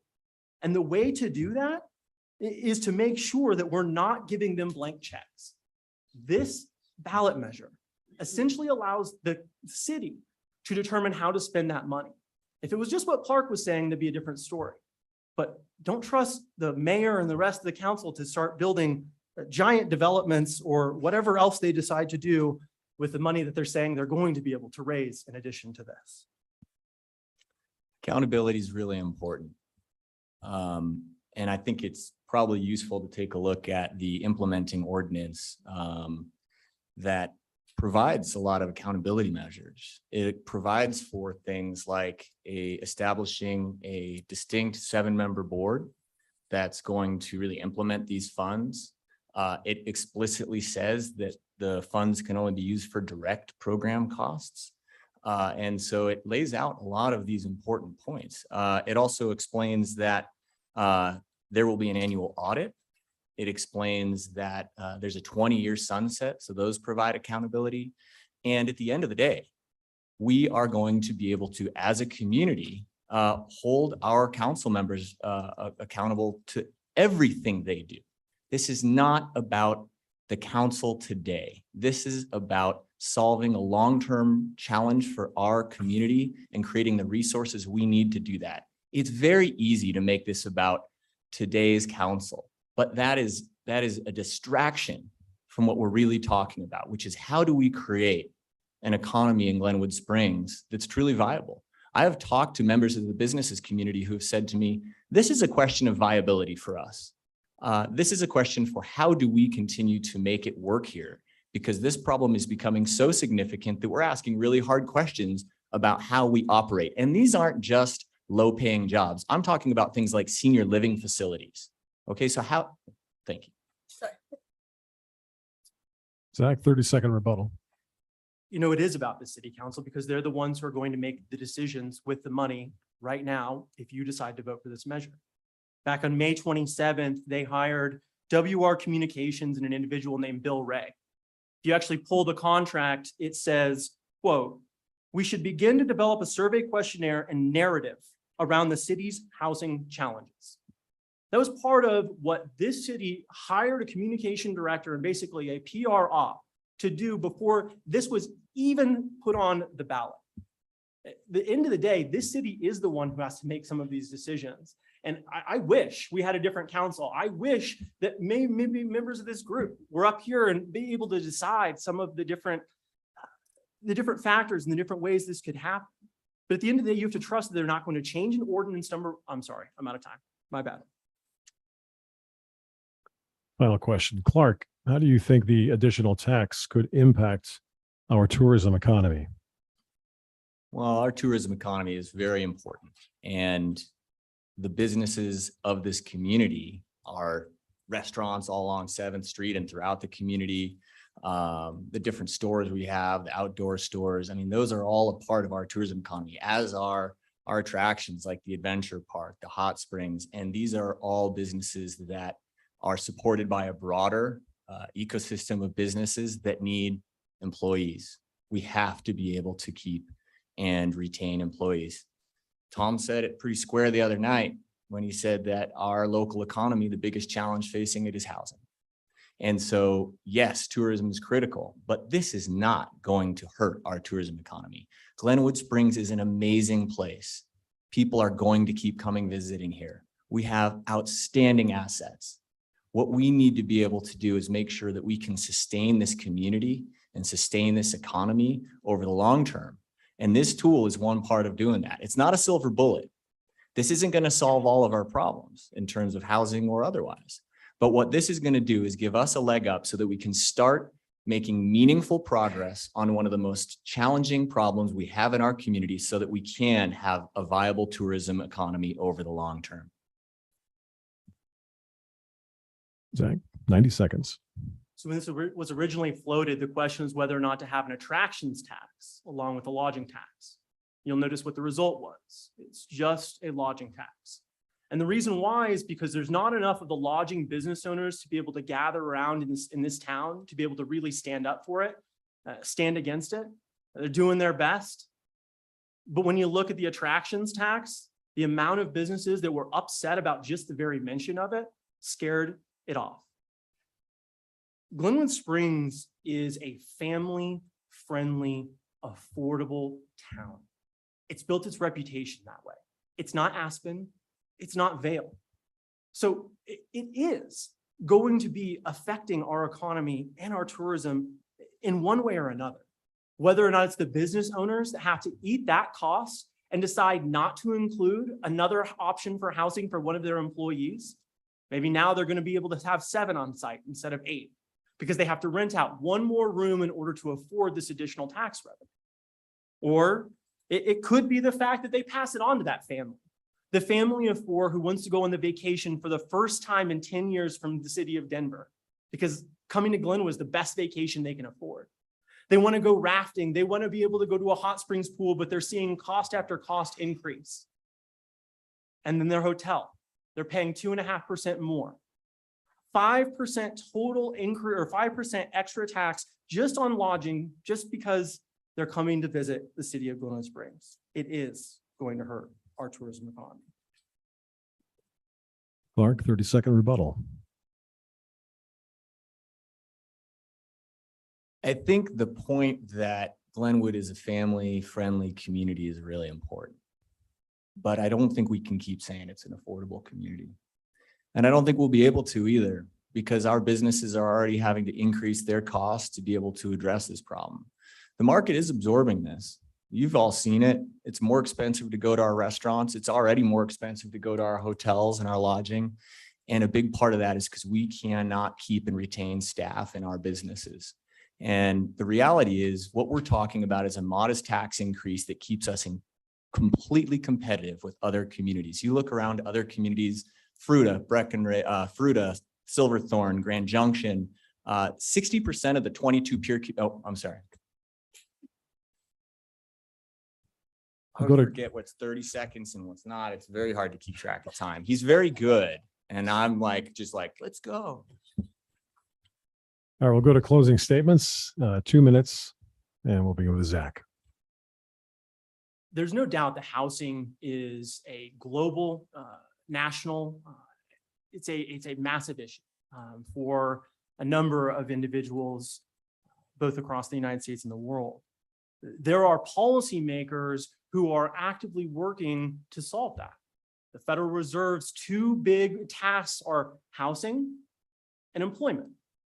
We hear national level policy makers in both Congress as well as the president working on things like the Inflation Reduction Act. We heard state level representatives today talk about different options that they've worked on, the bills that they've run, what they've done to try to attack affordable housing. All of those people are 1 billion times smarter than the current city council that we have, and they're not able to solve the problem yet. It's because it's a difficult problem to solve. Throwing $1.5 million at it isn't going to do anything, but throwing $1.5 million at our streets is going to do something. It's going to make sure that we have the ability to actually have people come to Glenwood, to be able to drive through our town and appreciate that they can get from point A to point B. Putting in things like, putting in things to help with our traffic management, to help with some of our growth issues that Glenwood's facing. Those are places for city council to spend money. Those are places for them to spend their time. But to trust them with a blank check and to say, oh, please use this to do pay downs for mortgages, or please use this to try to help make sure that certain people have access to housing. When in reality, the way the bill is written, the way this ordinance is written, allows the city to empire build, to buy property, to bank that property, and to make you compete for it if you're looking for property. They're going to be on the open market paying whatever they can, whatever they have, whatever money they want to, whatever the money they want to pay. And at the end of the day, they're shifting development from the private sector to the public sector. That's why you cannot vote for this bill or this measure. Thank you. Clark, 2 minutes.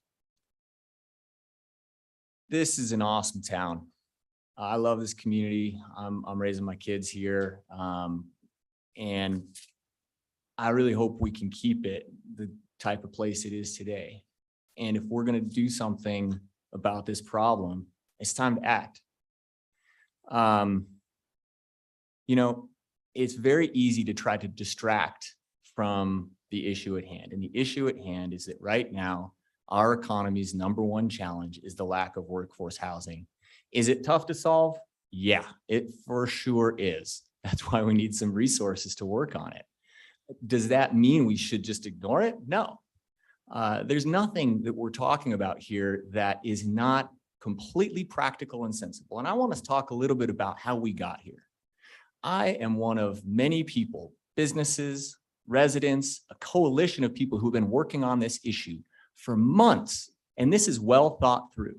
We had people from the lodging industry, from the business industry, all types of people in our community worked through and learned what's working and what isn't in other places, and we put together a program that reflects what does work and doesn't. It's an open book test. So we have the benefit of seeing and learning from those other places, and that's what we put in place. And it's things like the accountability measures I mentioned to make sure that these funds will only be used for our workforce. It's making sure that, you know, as locals, we're not going to pay for this. So that makes it easier for us to absorb. And it ensures that we are over time going to build an inventory of housing that our workforce can afford that balances out our market. And that is not ever going to happen in this through public housing development. It will always be through creative strategies that partner with the private sector or incentivize the private sector to help us solve this problem. It's very practical. These are strategies that are working in other places. And if we're for our workforce and our businesses, then we've got to be for 2C. Thank you. Yes or no on 2C? Gentlemen, thank you very much. Thank you.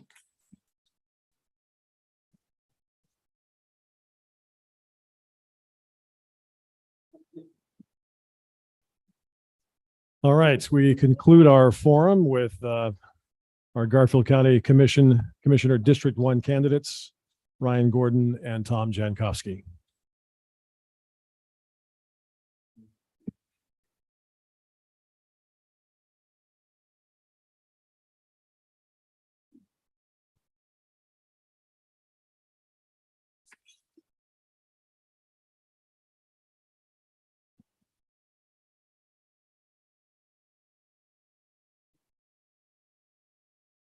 Good evening. We will begin with 2-minute opening statements, and we'll start with Ryan. Great. Thanks, everybody, for hosting this event. I think it's really important that we all get to hear your candidates. To the Glenwood Post and KMTS, I also want to thank my family for putting up with me running. It takes a lot of time and effort. I was born and raised here in Glenwood Springs. I went to high school at Glenwood Springs High School and graduated. Got a civil engineering degree in Fort Collins, Colorado at CSU. I moved to California and then eventually to Portland, Oregon, where when my wife and I had our first child and were pregnant with our second, we decided to move back to Glenwood Springs, where we wanted to raise our kids in Garfield County, which is a place that we all love so much for a lot of the things the other candidates have talked about: the open space, the rivers, the people, and the opportunity. I want to bring this engineering mindset to the county commissioner. And that is practical solutions in problem solving. I think it's really important that we bring that mindset. I also think it's really important that we bring collaborative leadership to the role. We need to work together with all of our neighbors, with our neighboring communities and counties. It's something that has not happened to the greatest frequency that I think needs to happen. We really need to work together. Our issues are extremely complex, as mentioned here with affordable housing. A solution can't just be done with the county. It needs to be done from Parachute to Aspen, including Eagle, Pitkin, and even Mesa County, where we see quite a few workers live. I think it's really important that we have this, again, this collaborative leadership, that we're really working across boundaries. It's the only way that we're going to solve a lot of our complex issues. Thank you very much. Tom, 2 minutes. Okay, I also want to thank the Glenwood Springs Chamber Resort Association, Glenwood Springs Post Independent, KMTS, as all the other candidates have done, for hosting this forum. I'm a third-generation Coloradoan. I grew up in Sterling, Colorado. I came to the Western Slope in 1973 to work for my Uncle Joe at Arapahoe Basin. Moved to Garfield County in 1985 as the general manager of Sunlight Mountain Resort. And I stayed at Sunlight Mountain Resort from 1985 to 2014. I'm running for re-election because I'm concerned about the future of Garfield County. And I'm concerned about that future for my kids and for my grandkids and for your kids and your grandkids. There's a number of issues. I'm going to go over some of them, big issues that are going to happen in the next 4 years that the county will need to tackle. That's public safety, housing, which we've heard quite a bit about, energy and inflation, economic development, drug and alcohol abuse and addiction, and our mental health crisis. We're looking probably at a recession here in early 23. And then we have infrastructure needs, not just county infrastructure needs, but we have infrastructure needs for new interchange in Silt, new interchange in Newcastle, And we also, we need to get the South Bridge done, and we need to get that interchange in place. I have 50 years of experience in the private sector working on public lands and 12 years of experience in the public sector. And I want to thank everybody for being here, and I look forward to our discussion tonight. So thank you. Tom, first question. You mentioned a number of issues and challenges. If you would highlight, say that maybe the 2 or 3 most important issues facing the county, and how would you work to address those if reelected? Yeah, one I want to talk about is, it probably won't get talked about here, but I think it's high on my list is public safety.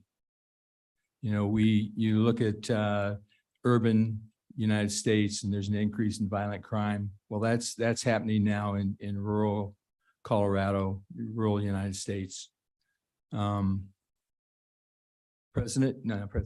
Governor Polis and the legislature, they put in a new law this year that is no cash bail.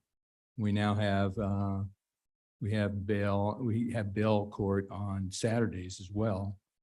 With new law that drug possessions for opioids, fentanyl, methamphetamines is no longer a felony, but a misdemeanor. And we're seeing a rise in crime, in our violent crime in our community. And I'll just give you an example. My grandchildren were playing in Veltas Park about 3 months ago, and all of a sudden bullets went whizzing across the top of their head, and they ran for shelter. And there was a dispute in the trailer park next door, the tenant landlord dispute. And I'll just say that, you know, the sheriff, the DA prosecutes, the sheriff, he picks people up, puts them in jail, but the county commissioners are the ones that fund them. And we will, I'll stop there. Ryan, if you're elected, give me the two or three top issues that Garfield County faces, and how would you address those? Yeah, well, certainly as if you heard today from a lot of others, you know, affordable housing is absolutely number one. I've spoke to several business leaders in the Valley who just simply can't find workers. And when they do, they can't find housing for those workers. And they're actually considering leaving the Valley, taking that critical tax revenue with them. And that is going to be a tragedy if that happens. Obviously, as been debated here, you know, affordable housing is a very complex and challenging issue and is not going to be solved by one entity, one person. Again, back to this collaborative leadership, we need this approach. There was the Roaring Fork Housing Coalition was started looking to bring on communities. Our Garfield County commissioners voted to not join the leadership, not vote this coalition until all of the counties joined, all of the cities in Garfield County joined. I think that was a mistake. I think we need to show leadership and take that first step, show the other communities that it is important, that we do value affordable housing. Another really critical issue is economic diversity. Now, we get over 50% of our revenue from oil and gas. Don't get me wrong, oil and gas is absolutely needed, and I think we need to look to drill where appropriately. But we need to diversify our economy. Let's increase our access to our natural resources, more boat ramps, more trailheads. Let's support our current farmers and ranchers so we can get locally raised food, but also preserve this open space. Let's look to bring in innovative technologies, whether it's renewable energy or otherwise. And let's also look to bring in other small businesses to help support our local economy. Tom, 30-second rebuttal. Okay, first of all, Garfield County gets 25% of its property tax from the oil and gas industry, not 50%. Second of all, I voted that we should join that coalition, but housing is it's very complex, and we're going to make a difference in housing from every sector, you know, nonprofit sector, government sector, and the private sector. And don't think the private sector has forgotten about housing in Garfield County. This year, we have 750 starts in Garfield County alone. Next question for Ryan. Do you believe in the concept of keeping a distinct separation of church and state at the federal level? And how does that come into play at the county government level? Well, I certainly support a separation of church and state. I think that's one of our founding principles when our country was founded. I think it's important to keep that separate in order to have a well-run government and a community here. I'm not sure exactly how that is played out at the county level. I think it's critical that we observe and respect everybody's opinions, everybody's religious beliefs, and allow them to participate as they want.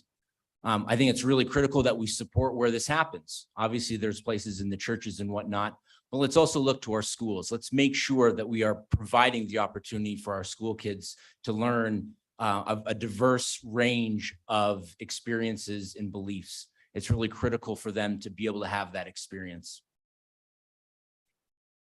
Tom, 90 seconds. Yeah, well, thank you for that question. That question brings a smile to my face, actually, because there's been a lot of letters to the editor about church and state and me going to a meeting at Cornerstone Church and listening to somebody talk. And I was actually invited to that meeting by a Latina and was happy to go to that with her. But I absolutely believe in the separation of church and state. And I have a 12-year record, and you can go back on that record and look, and you're not going to find from me, or I think from the other commissioners, there's a separation there. We're not bringing the church back into our discussions. We do have a moment of silence in the morning in your own way. And, for that moment of silence, I say to myself, may I be humble, may I listen, may I be respectful, and may I make the best decisions I can for Garfield County.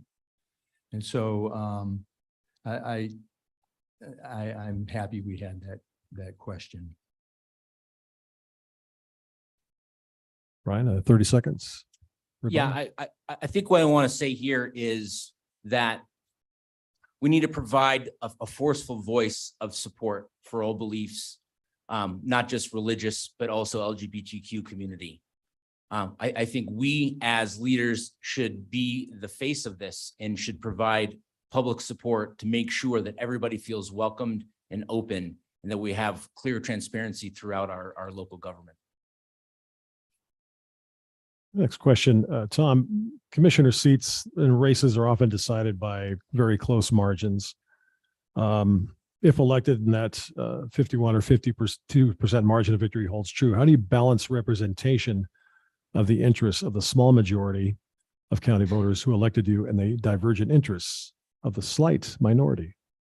And that's a good question. I think we're a purple county. We're 49% now unaffiliated. And I think part of the reason for that is because people are fed up with the partisan politics that go on at a national level.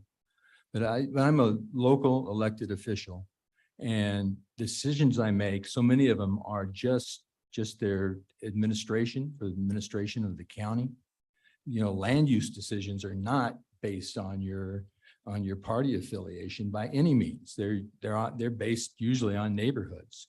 And maybe the one place where in the past I've had differences with my opponent have been on oil and gas, because I support the oil and gas industry. But with Ryan, that's not necessarily the case, because I believe he supports that industry as well. So yes, I think we do, and we try to support all the citizens of Garfield County, and especially now the Latino community. We're 32% Latino, and Garfield County has a Latino commission that I'm the liaison with, and this is a very diverse county, and I think we work well together in most cases. So thank you. Ryan, 90 seconds. Yeah, thank you. Yeah, so Tom mentioned we're basically a 50-50 county, which is spectacular because we get this wonderful melding pot of ideas and people. I think how we balance that is we recognize that we have so many commonalities between us.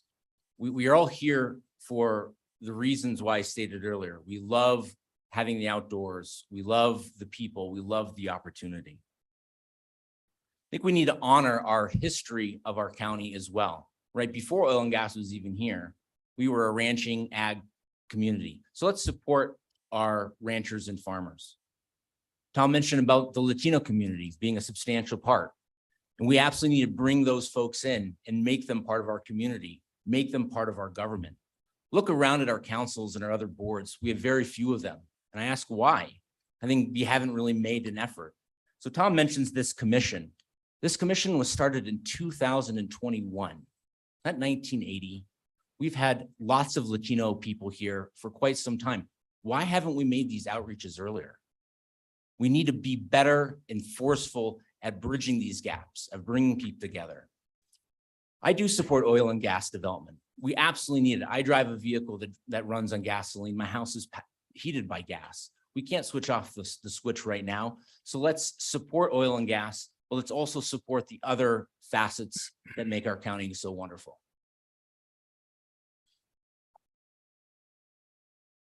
Tom, 30-second rebuttal. Okay, one thing that's great about being a local elected official is you can make a difference for people. They can come and talk to you. They can sometimes get right in your face to talk to you, but you can make a difference for people. And just want to talk a little bit more about the Latino Community Committee. And I was last week, I was sitting with them, listening to the folks from Apple Tree Park talk about their domestic water. And we had our health department, environmental health person there as well. Time.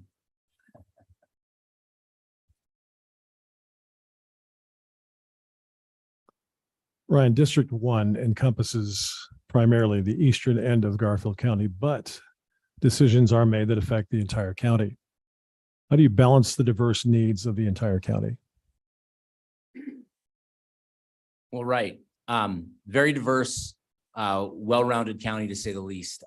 Been knocking a lot of doors, talking to a lot of people, and there's a lot of commonalities. So I want to mention with my engineering background what I've done. I was the town engineer for Parachute for 2.5 years, and I'm currently the town engineer for Snowmass Village. So I have seen the diverse groups, the diverse areas. I think there's a lot of ways of bringing people together. I think we can reach out and find those commonalities. Like I mentioned, one thing that we all support in this county is our outdoor resources. Look at Parachute with their local trail system. Look at Rifle with the falls and the Rambo bike area. Glenwood Springs, Newcastle, and Carbondale have a lot of those amenities and are working on those to expand them. We should also do that at the county level. Let's really push that and make sure that we are as one community. Again, I think there's a lot of ways that we can create more economic diversity, which again will bring us together. Let's find ways of bringing in new small businesses. Let's also find ways of helping everybody out. There is this divide, but I think it's a lot smaller than we actually think. Let's work together to look to solve our affordable housing and our other economic challenges. Ron, will you repeat that question? Certainly. District 1 encompasses primarily the eastern end of Garfield County, but decisions are made that affect the entire county. How do you balance the diverse needs of the county? Well, I think the first thing you do is you listen. You listen to your constituents. And usually if you listen, there's an answer there that in your decision-making. And so the decision-making becomes much easier. You don't, it's difficult sometimes when you have the whole neighborhood in front of you and they're upset because it's not my backyard on some sort of development, but you need to listen and make the best decisions you can and be, and sometimes have some guts and backbone. But for the entire county, it's getting around the entire county. It is talking to the people in Parachute. We do go to town meetings with town councils all in every community, and getting we're local elected officials, and that's kind of the bottom line there. 30-second response. Yeah, I mean, I definitely agree. Tom said about talking to others, talking to everybody. I think that's actually very critical. I think we have to find ways of making government more accessible. A key cornerstone of our democracy is for our citizens to have access to our elected officials. I would like to see us try to increase that ability. The only chance really our citizens have to interact with the commissioners during meetings is a short time during the week. Not everybody can take that time off. I think we should work to try to expand our outreach and talk to folks all the time. All right, next question, Tom. The county has spent a lot of money over the years on attorneys, consultants, lobbyists regarding issues like the greater sage grouse, Senate Bill 181, RS 2477 rights of way, energy development, RMI. Has it been worth it, and why? Well, and those are really, they're diverse. Each one of those issues is diverse and different, you know, and we have spent a lot of time and energy on those. And I'll go back to what Secretary of the Interior Bernhardt said here just last year, and said that these public lands decisions, when they come in front of you, when they're made, you need to be at the table, because when they're made, they last, they're really hard to undo. And so we need to be at the table. We need to talk about our positions. You know, Garfield County we're a natural gas county. We have 11,000 wells. We have the second largest natural gas reserves in the United States. And, you know, we need to make sure that not just for Garfield County, but for the nation and maybe for the world, that gas is accessible. And there's a big push now there's a big push from environmentalists to make sure that it stays in the ground. So, but you go to RMI, you know, we're joining the city of Glenwood Springs with RMI, and we're opposed to that, to RMI. Or we gave a letter of support to Senator Bennett on the CORE Act, which takes out Thompson Divide from oil and gas drilling. So each one of these is different, and they're complex. And when you're going up against the federal government, you got to have some guns to do that. Ryan, 90 seconds. Yeah, so obviously being at the table is really important. If you're not at the table, you're not listening and participating, you have no say in what happens. So absolutely, we have to be at the table in every single decision that's going to affect Garfield County. One issue that's come up, Sweetwater Lake. So we've now lawyered up, and now we're going to spend $60,000 to a Phoenix law firm to do something. I'm not quite exactly sure what the end result is. I do agree with the commissioners that said, listen, we were not consulted. That's a problem. It's county land, need to be involved. However, when we start lawyering up and bringing in attorneys, everybody starts to get back on their heels and is antagonistic. I do not believe that is the right approach to these issues. Why not offer a hand and say, hey, look, let's sit down at the table. Let's discuss. Let's have a discussion. Let's work together to talk about this.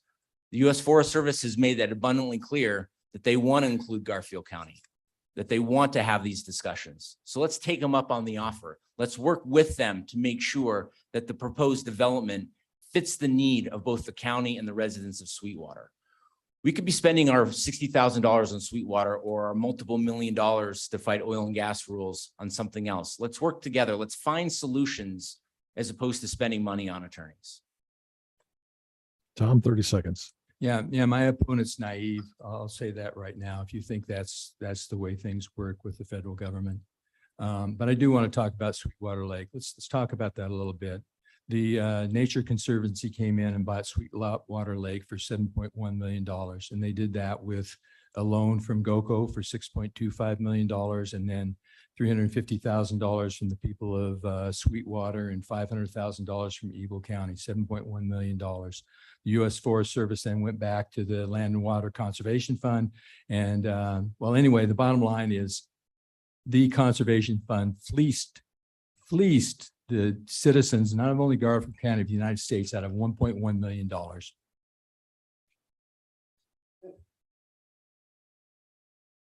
So many issues to cover, but the hour is late.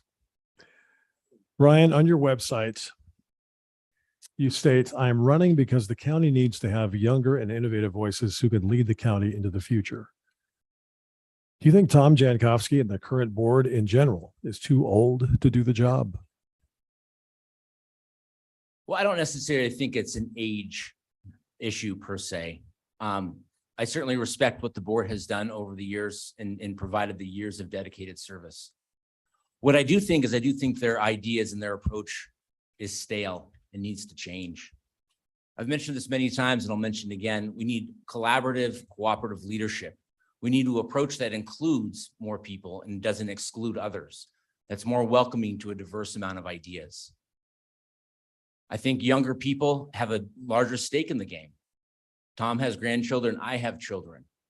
I want Garfield County to be a place where when my kids are making a decision, whether either to leave the Valley, Garfield County, or they're away and want to move back, we've actually made the decisions that will set them up for success, that we have affordable housing, that we have good paying jobs, and we have an environment that still has water in the rivers and snow in the mountains.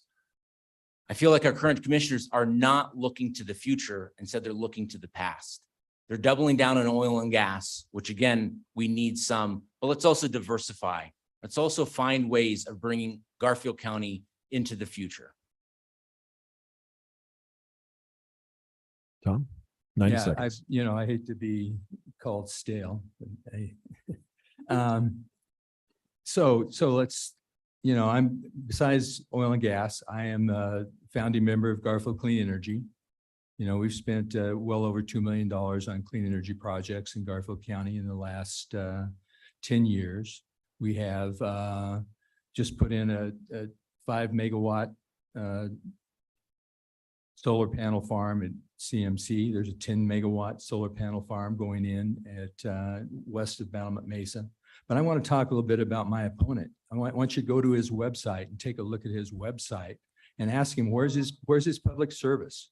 Where's his executive and administrative service? What nonprofits has he worked on? What public, what commissions, what government boards has he worked on? And you're not going to find anything.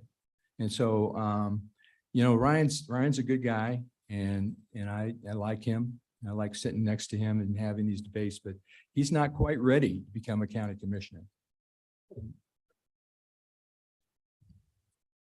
Ryan, I assume you want to respond? Yes, thank you. Thank you. Well, I applaud the commissioners for investing in renewable energy. Let's double down and do more. We can achieve energy independence at a faster rate if we do actually invest in more energy independence projects like renewable energy and whatnot. To the public service and the executive experience, Tom might not know this, but as engineer, we actually are servants of the public. Our projects are funded by public taxpayer money and are for the benefit of the public.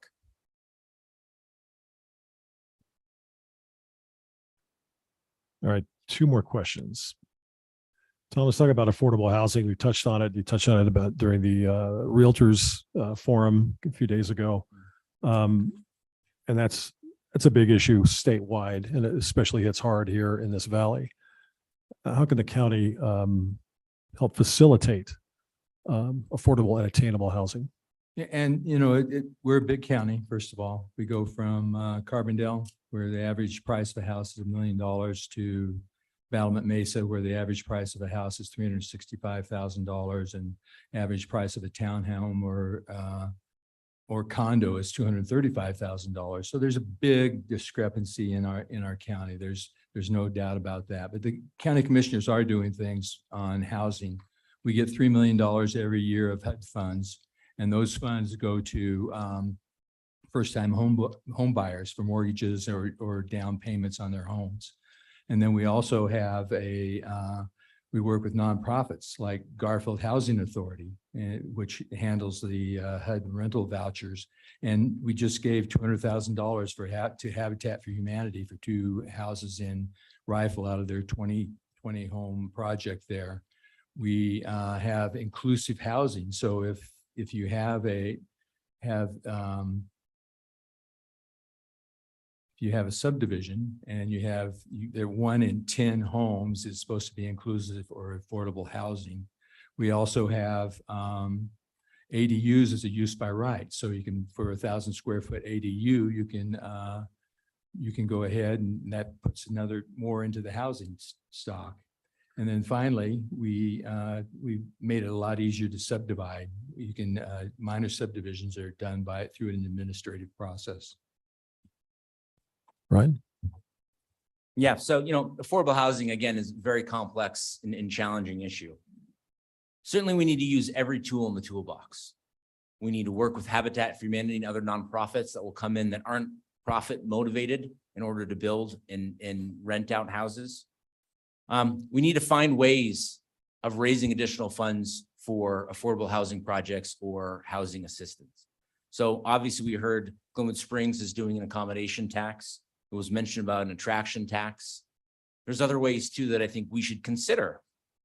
I think we should consider a real estate transfer tax and look at that to see if we can't raise some money from that avenue. Certainly need to work with public and the private entities on every way we can. Tom mentioned about the affordable housing requirements 1 in 10. That's great. I think that's perfect. Let's make sure that whenever we have the opportunity that we are holding those builders and contractors' feet to the fire to make sure they're being built and being built in the locations of the housing areas. I think we really need to, again, work together. I don't claim to have all the answers or the smartest person out there. I want to bring in everybody who has something to say and try to pick the best ideas and find the right solutions. Only together can we solve affordable housing. Tom, 30 seconds. Yeah, you heard my opponent say, we need a transfer tax. We need this, a regional tax. I mean, it's tax. And no, this is, the answer to this is going to come through the private sector. The governments and nonprofits are going to be able to help, but it's going to come through the private sector. Stanley just walked out here, but he's a local contractor. Last year, he turned a church into 13 condos. This year, he's building, taking a private home and making 5 apartments into it. There's eco dwelling in Rifle. Final question. Brian, you say your professional experience as a civil engineer has given you a deeper understanding of the complexity and scope of the issues that we face in Garfield County. Give me an example of a complex issue or issues you'd like to tackle that perhaps the current board has failed to address. Well, I will say as an engineer, again, we are public servants. We work for towns and municipalities. They are the ones that are providing the funding for these projects, and in turn, funding for my salary, funding for my company. I've had the opportunity many times of working with towns and municipalities on these complex projects. Currently up in the town of Minturn, over in Eagle County, we're building a water storage tank to help the town fight water storage issues and provide a redundant water source. Complex issues because it occurs on public land, on town land that is adjacent to public land, have to balance wildlife concerns with what the public needs. I think that commissioners in the county have similar issues they need to address. I think they come back to where is the right places to build and the wrong places to build and be able to understand that. I think as an engineer, we are regularly required to absorb a variety of different reports and plans, from environmental reports to geotechnical to traffic, and to synthesize into making decisions. I think that background and foundation will provide me the understanding and the knowledge to be able to make complex decisions as a county commissioner. Tom, 90 seconds. Okay, so as a county commissioner, I mean, you do need executive experience. You do need administrative experience. It is about a budget. It is about planning. It is about it's about human resources. It's about individuals, and that experience is really important as a county commissioner. And I had that experience before I became a county commissioner. I sat on the board of Colorado Ski Country USA for almost 20 years. I was a past chair of that. Sat on the Glenwood Springs Chamber Resort Association for 8 years, past chair of that. Was on the Sunlight Mountain Board for 20 years as a secretary.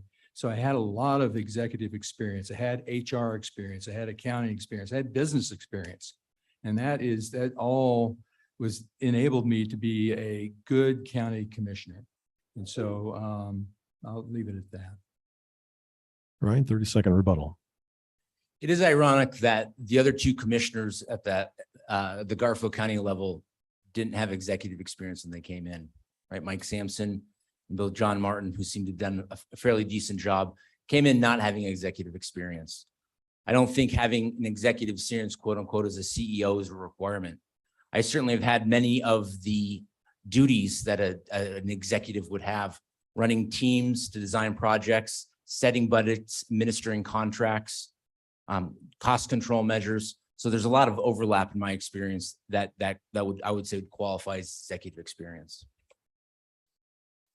Well, we've reached the finish line. I want to thank all the candidates and issue representatives for participating in tonight's forum. Our sponsors, Glenwood Springs Post Independent, Glenwood Springs Chamber Resort Association, KMTS. Thank you to the City of Glenwood Springs for the use of City Hall tonight. To our timer, Tara Harmon. Thank you to all the interested voters for your indulgence, your patience, and your attentiveness, both here and virtually. Election day is November 8th. Now we'll go to closing statements, and we'll begin with Tom Jankowski. Okay, I'm committed to making Garfield County a great place to live and continue with our quality of life. And that's not just for us that are here today, but that's for our children and our grandchildren. I took an oath to protect the health, safety, and welfare of the citizens of Garfield County, and I take that very seriously. I enjoy public service. I can make a difference. I can help people. I can make a difference for the individuals of our county. You know, when I asked Ryan never answered my question when I asked him about what is his background as far as sitting on nonprofit boards, being on a city commission or a committee. He never answered those questions. Or what is his public sector experience? You know, I haven't seen Ryan once in a county commissioner meeting, not once, to come and see. You know, maybe he's watching them all by Zoom. I'm not sure. Engineering is an honorable profession, but it doesn't give you executive experience. And Ryan's not running against John Martin or Mike Sampson. He's running against me, and I have that experience.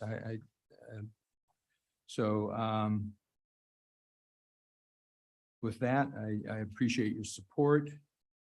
I'm going to ask for your vote, and thank you for a wonderful evening. Thanks. Ryan, 2 minutes. Well, I want to thank everybody for attending and watching this forum. Again, it's really important that we all hear from all of our candidates. I'd just like to ask you, we have many issues that we face. We've gone over them today, some of them, not all of them. What has the commissioners done in the past to support our future? Affordable housing has been an issue now for decades. Are we prepared for fire? Do we have an evacuation plan set? I think we need to have proactive leadership, people that are going to look to the future and try to develop and bring us and plan for the future conditions. So Tom mentioned as well about executive experience. Again, as an engineer, I regularly work with city councils in my profession to set jobs, to set budgets, to develop projects, to sit in council chambers and work through these issues. I have plenty of experience on how to run projects and budgets. I think it has provided me ample opportunity and ample experience to understand how governments work. I've worked across boundaries with all sorts of folks from the construction and engineering industries, along with the private sector. I think our challenges can be resolved and can be figured out. Again, I think we need a cooperative spirit. We need to reach across the aisle. We need to work with all of our counties and cities to make our county the best it possibly can be. I ask for your vote this November to allow me to make the decisions for you that we can all move into the future and make a better place for all of us. Thank you very much for your time today.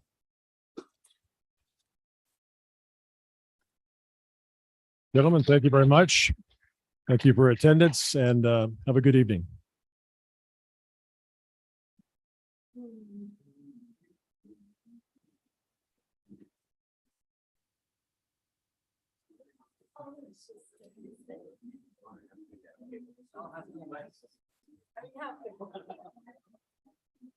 Yeah.